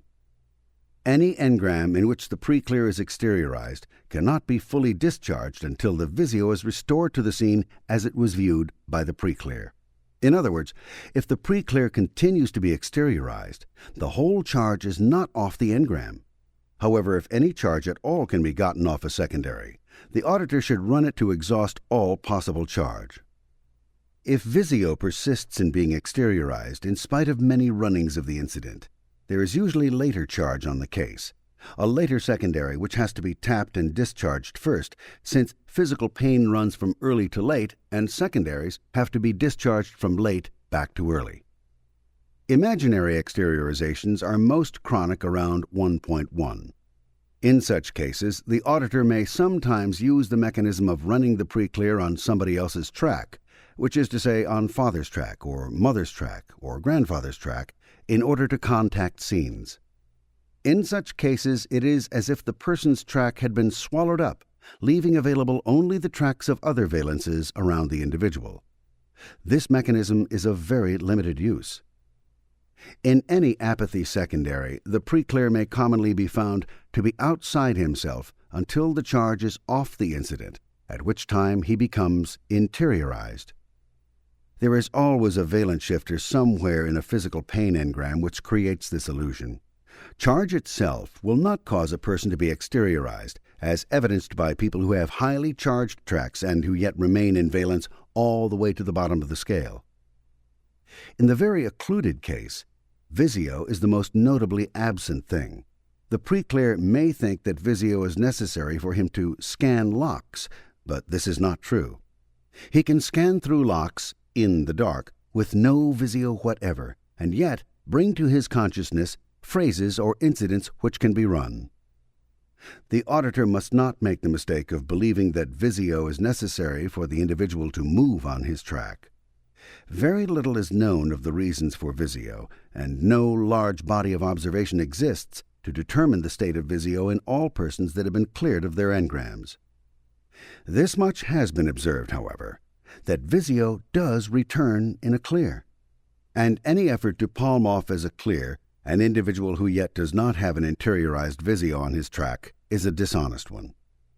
Most children have visio for the simple reason that their engrams are not yet charged up to a point where secondaries can be formed, and so occlude visio or thrust the child out of valence. In a case which has many valence shifters, affinity, reality, and communication secondaries will bring about a chronic exteriorized visio case. In a case which has an analyzer sufficiently able to block off charge, visio starts to disappear in the presence of repeated secondaries. After a major ARC break, such as the loss of a sweetheart, visio may cut out in such a case entirely. Also, in the case of an individual who is stuck in a prenatal engram, visio is blocked off by the simple fact that the prenatal visio of black is present through all of his memories. He is not, of course, moving on the track and so cannot pick up the scenery of any incidents but those in which he is stuck. Visio is not a good test of the tone level of a case, except in the generality that when visio is present and accurate and other columns on the tone scale agree, the person can be said to be above the 2.0 line. But in view of the fact that visio can exist all the way down the track, such a test must be considered only cursory. Chapter 12. Column J. Somatic. The word somatic means, actually, bodily or physical. Because the word pain is restimulative, and because the word pain has in the past led to a confusion between physical pain and mental pain, the word somatic is used in Dianetics to denote physical pain or discomfort of any kind. It can mean actual pain, such as that caused by a cut or a blow, or it can mean discomfort, as from heat or cold. It can mean itching. In short, anything physically uncomfortable. It does not include mental discomfort such as grief, which would be misemotion. Hard breathing would not be a somatic. It would be a symptom of misemotion suppression. Somatic means a non-survival physical state of being. It is distinguished on the one hand from a non-survival mental state of being, and on the other hand from a physical action or pro-survival perceptic, such as kinesthesia or tactile or visio. An engram has several component parts. The two main components, of course, are n-theta and n-mest. Free theta has come into collision with mest, with resultant inturbulation. In a living organism, the n-mest component would be the manifested somatic. The chief difference between the analytical and reactive minds, aside from their functions, is that the reactive mind registers pain and the analytical mind merely records the fact that pain exists. This gives the reactive mind an additional perceptic. This perceptic is called a somatic. In the presence of any physical pain, the analyzer goes off. Even if the pain is very mild and brief, there is still a moment of analytical shutoff. In Dianetics, this is called anaton, an engineering type of abbreviation for analytical attenuation. The anaton buries the somatic, and unfortunately buries with it all the perceptics present when the somatic was received. It may be difficult to realize that anaton is present with every somatic until one has mildly injured his finger, for example, and has gone back over the incident a few times. He will discover that there was an incident during the injury which became occluded because of anaton, and by running the incident 2 or 3 times, he will find some additional perceptics which he may not before have noted. Thus, the somatic is buried by this mechanism of anaton. This is a workable mechanism in a life organism which is not analytically capable of recovering pain and running it out. But it is not workable in a rational organism possessed of considerable analytical power, since the perceptics of the painful moment can then react back against the analytical power, and the organism is then victimized by its somatics, rather than trained into the avoidance of danger by the avoidance of pain, the evident primary use of somatics. A severe physical pain causes considerable analytical attenuation, shutting off the analyzer thoroughly for a period of time. This, technically, is an engram, although any incident, painful or not, contained in the reactive mind and occluded by anaton can be considered an engram. Once an engram exists, analytical experiences can restimulate it by approximating its perceptics or breaking the dramatization demanded by the engram. These analytical moments are called locks, and they charge up the engram. There are, technically speaking, 2 types of such locks. Those which merely restimulate the engram, which is then dramatized by the individual, and those which break the dramatization. The first type are not as severe as the second type, since the second type, by making it impossible for the individual to obey the mandates of the engrams, cause the physical pain to turn on, and the individual gets what has been known as a psychosomatic illness. A psychosomatic illness, according to Dianetic findings, is the somatic side of the engram turned on by continual suppression of the dramatization. Thus, in Dianetics, psychosomatic illnesses are not regarded as such, but are called chronic somatics, since they disappear once the engram and its locks are discharged from the case. Another manifestation than anaton occurs with regard to a physical pain. the somatic interpolates theta, and if the analytical incident which forms a lock on this engram contains considerable misemotion, as caused by fear or loss, the presence of the physical pain earlier in the bank makes it possible for a secondary engram to be formed. Misemotion is actually a conversion of physical pain, according to Dianetic findings. There is much more that could be discovered about this mechanism of conversion of physical pain to, for instance, terror or grief or apathy, and the discovery probably lies in the field of further examination and understanding of free theta. But it is certain that secondary engrams with their misemotion occlude somatics. When the misemotion is discharged, the engram itself then becomes available. Indeed, so intimate is the relationship between misemotion and physical pain that the case is run by layers. One may discover early in the case many physical pain engrams which easily discharge when recounted. This brings to light a long series of secondary engrams later in the case.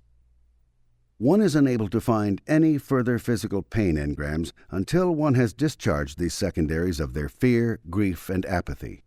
Having done this, the auditor will find that he has a new series of physical pain engrams available for running. A somatic, then, may be said to be buried beneath anaton and beneath misemotion, or secondary engrams. Thus, somatics in a case can be seen to hide. Somatics can be turned on by Dianetic auditing only when the anaton and the misemotion are not too heavy for the particular somatic the auditor is trying to reach.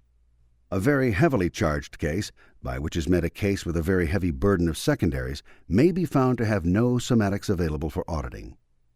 A very occluded case, in which the mind has compartmented off charge, will also have blocked off the majority of the somatics.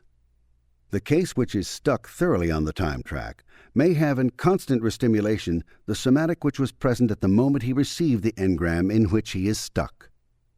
The characteristic of the psychotic is that the entheta side of the engram is in constant action and that the somatic side of the engram is not particularly active. The case which was formerly referred to as the psychosomatically ill case would be said to be one in which the entheta side of the engram is suppressed and the somatic side of the engram is in restimulation. These chronic somatic cases are usually found to be cases which have been subjected throughout life to breaking of each and every dramatization, cases, in other words, which have been denied the mest control irrationally directed by the engrams, as well as the mest control rationally directed by theta. The tone scale of somatics could begin at the top with the mest clear at 4.0, who would have no somatics left to be run.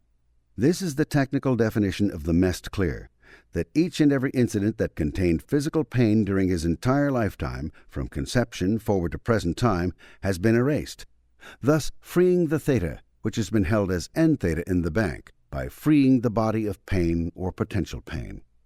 This does not mean, by the way, that the clear cannot receive new pain and new engrams. It does mean that new incidents of pain will have much less effect on him than they would were he not a clear, and he can ordinarily run out such incidents by himself unless he has been from the start a very low theta power individual.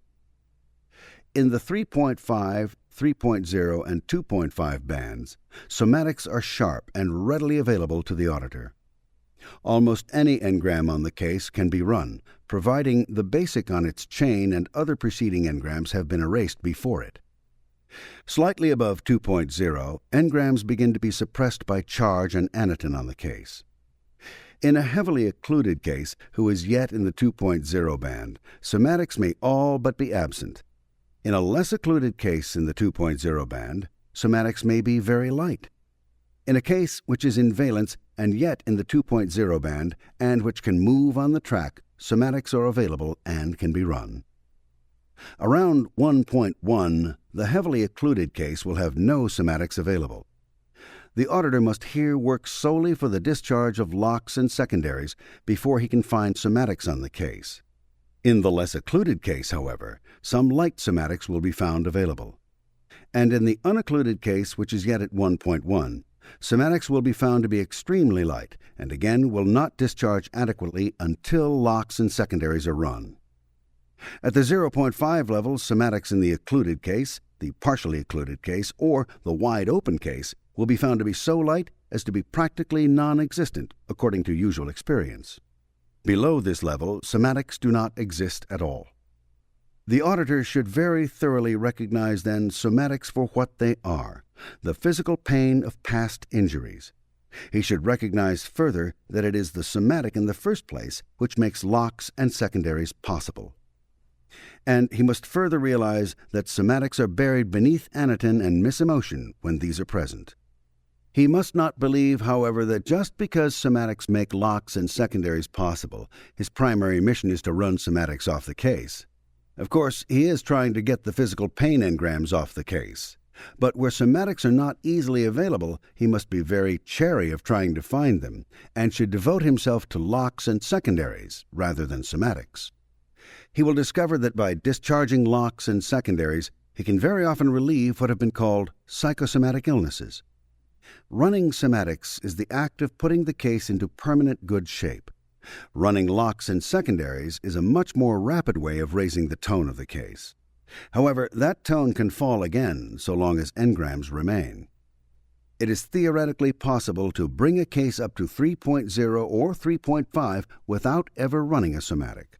But this is not possible in common experience, and one has to run physical pain engrams when they offer themselves, save in those cases where so little free theta is available that, by running a somatic, the remaining free theta may become interbulated and involved with the engram, forming a new lock in auditing. Such an act can take the borderline psychotic down into the psychotic band. This is prevented by addressing locks and secondaries on the borderline case, rather than somatics. The auditor should not try for specific somatics in the case in the hope of relieving chronic illnesses. He can best address a specific chronic somatic by running locks and secondaries involved with that somatic.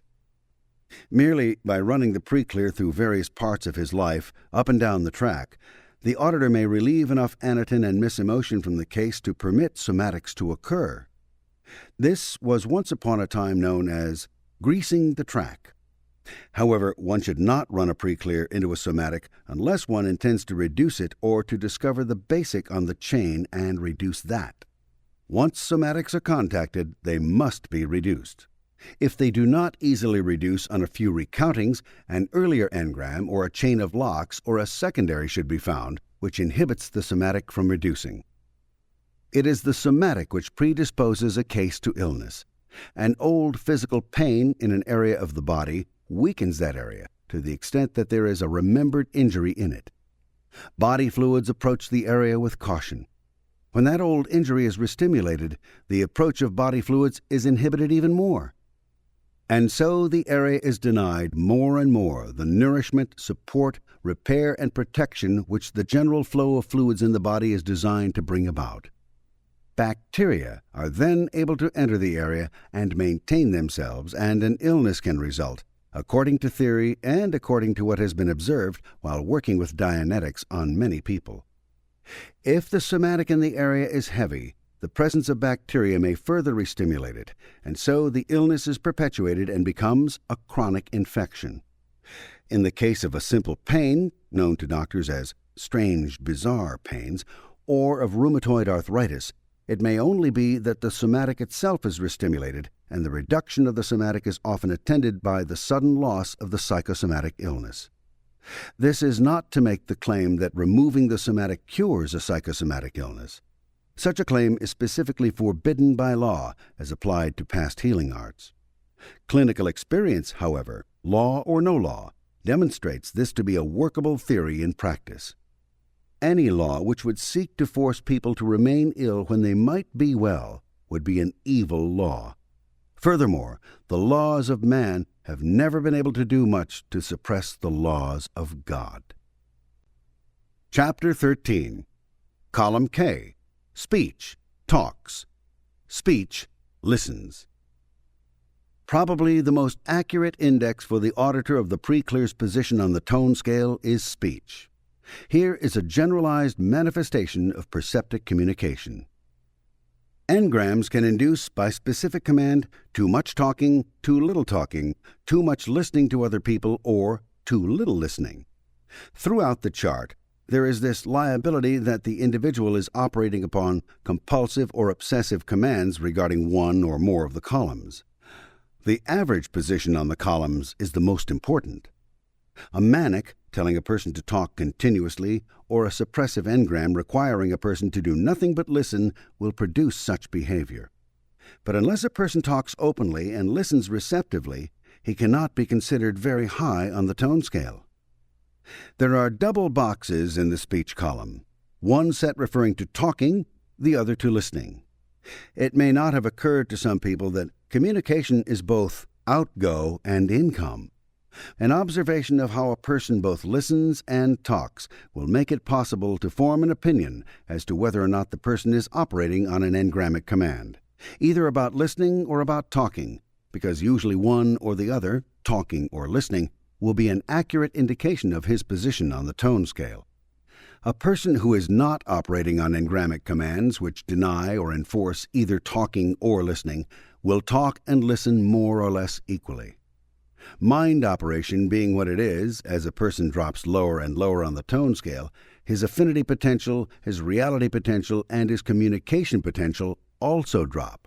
Thus, by entirely mechanical means, we get reduction of visio, sonic, somatic recall, all other perceptics, and talking and listening. The highest level of the scale contains the faculty of communicating completely and withholding nothing, also the ability to communicate with complete rational selectivity, also the ability to be conversationally creative and constructive. At this high level of the scale, the individual is able to listen to everything which is said and evaluate it rationally. He can listen to entheta communications without becoming severely enturbulated. He can receive ideas without making critical or derogatory comments.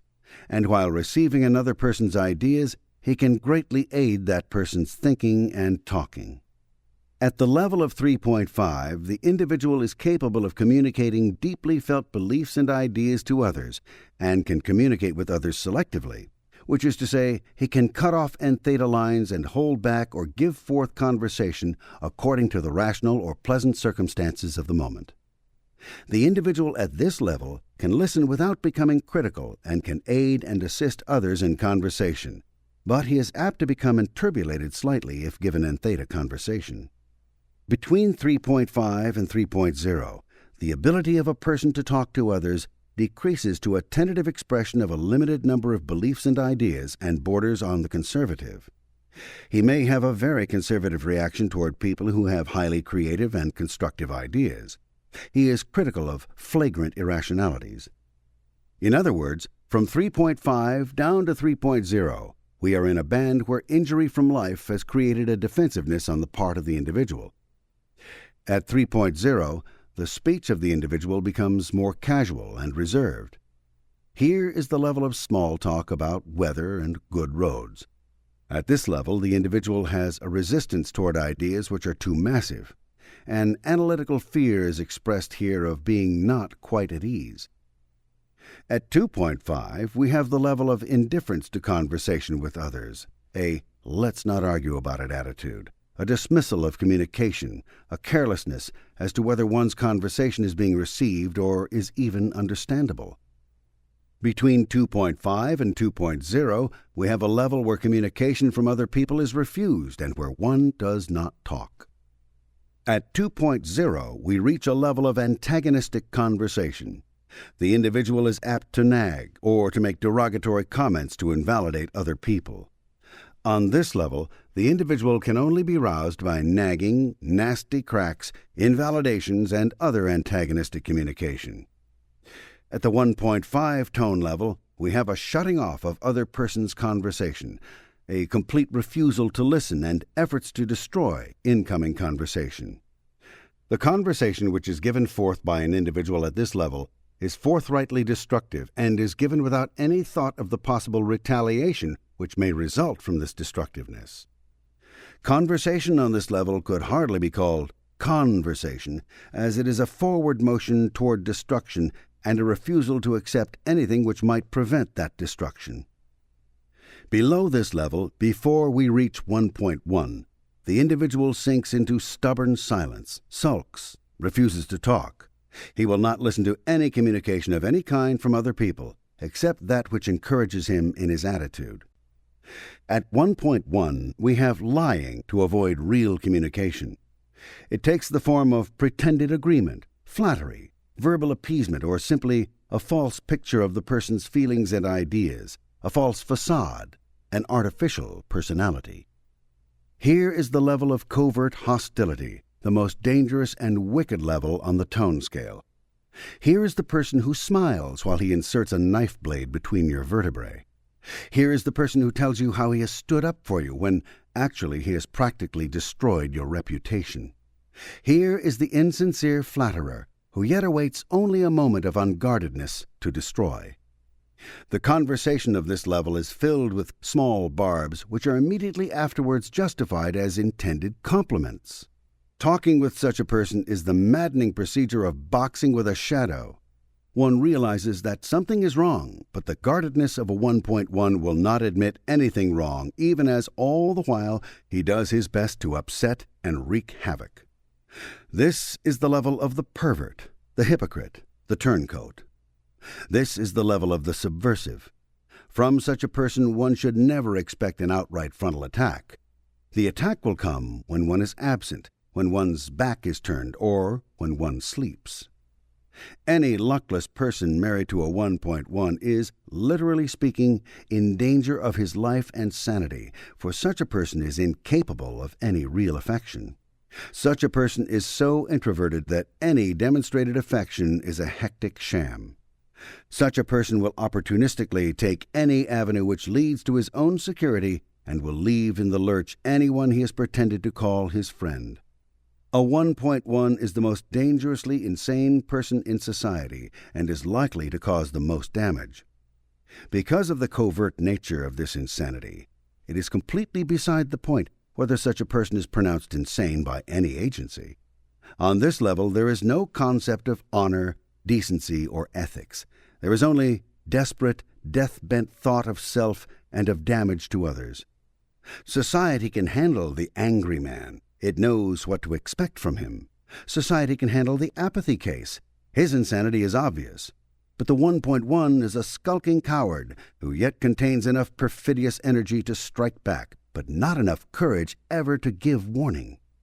Such people should be taken from the society as rapidly as possible and uniformly institutionalized, for here is the level of the contagion of immorality and the destruction of ethics. Here is the fodder which secret police organizations use for their filthy operations. One of the most effective measures of security that a nation threatened by war could take would be the rounding up and placing in a cantonment away from the society of any 1.1 individual who might be connected with government, the military, or essential industry, since here are people who, regardless of any record of their family's loyalty, are potential traitors, the very mode of operation of their insanity being betrayal. In this level is the slime of society, the sex criminals, the political subversives, the people whose apparently rational activities are yet but the devious writhings of secret hate.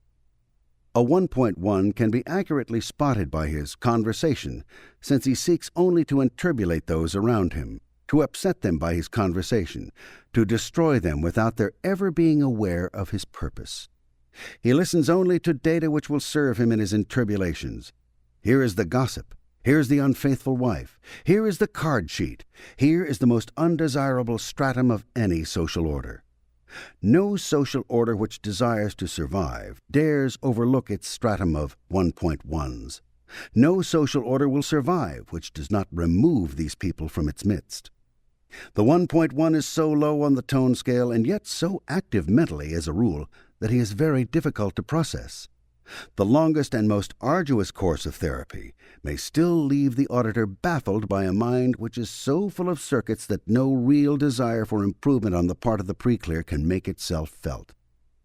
The auditor may feel that only an offer of an obvious present-time advantage, like being let out of confinement, would tempt this preclear into genuine cooperation. The auditor may feel that this case is just not salvageable. But if in the case the auditor can manage to remove some of the circuits or destimulate them, he may be able to make progress. It takes a very clever dianetician to do anything with a chronic computational 1.1. The 0.5 talks dolefully and hopelessly in terms of bad things which are happening and will happen, and for which there is no remedy. He listens only to such conversation. He cannot be heartened or cheered up, but will slump immediately into his apathy. Here is hopelessness. At 0.1, we have an inability to talk and an individual who is completely unresponsive to conversation. It is interesting to note that the auditor can, with this column, conduct what we call a 2-minute psychometry on the pre-clear. The trick is simply to start talking to the pre-clear at the highest possible tone level, creatively and constructively, and then gradually drop the tone of one's conversation down to the point where it achieves response from the pre-clear. An individual best responds to his own tone band, and an individual can be lifted only about half a point on the tone scale by conversation. In doing this type of psychometry, one should not carry any particular band of conversation too long, not more than a sentence or two, because this will have a tendency to raise slightly the tone of the pre-clear and so spoil the accuracy of the test. 2-minute psychometry, then, is done first by announcing something creative and constructive and seeing whether the pre-clear responds in kind, then giving forth some casual conversation, perhaps about sports, and seeing if the pre-clear responds to that. Getting no response, the auditor starts talking antagonistically about things about which the pre-clear knows, but not, of course, about the pre-clear, to see if he achieves a response at this point. The auditor may then give forth with a sentence or two of anger against some condition. Then the auditor can indulge in a small amount of discreditable gossip and see if there is any response to that. If this does not work, then the auditor dredges up some statements of hopelessness and misery. Somewhere in this range, the pre-clear will agree with the type of conversation that is being offered. That is, he will respond to it in kind. A conversation can then be carried on along this band where the pre-clear has been discovered, and the auditor will rapidly gain enough information to make a good first estimate of the pre-clear's position on the chart. This 2-minute psychometry by conversation can also be applied to groups. That speaker who desires to command his audience must not talk above or below his audience's tone more than a half a point. If he wishes to lift the audience's tone, he should talk about a half a point above their general tone level. An expert speaker, using this 2-minute psychometry and carefully noting the responses of his audience, can in 2 minutes discover the tone of the audience, whereupon all he has to do is adopt a tone slightly above theirs. In Italy and Germany, when an entire people were at the level of 1.0 or slightly below, 2 death talkers, Mussolini and Hitler, were received by great crowds with wild enthusiasm. A powerful saint could have come forth and talked to these people in the most creative and constructive terms and would have had no response from them at all. This phenomenon has led historians to believe erroneously that individuals were created by the moment and that the moment was not created by the individual. Some instinct prompted these extinct leaders of Europe to seek and find the point on the tone scale at which they could most rapidly seize the attention of their audiences. It so happens that anyone in the 1.5 band will bring about disaster regardless of his stated intentions. A death talker can bring an entire people up to anger and hold them there long enough to destroy them, as did Mussolini and Hitler during the second phase of World War II.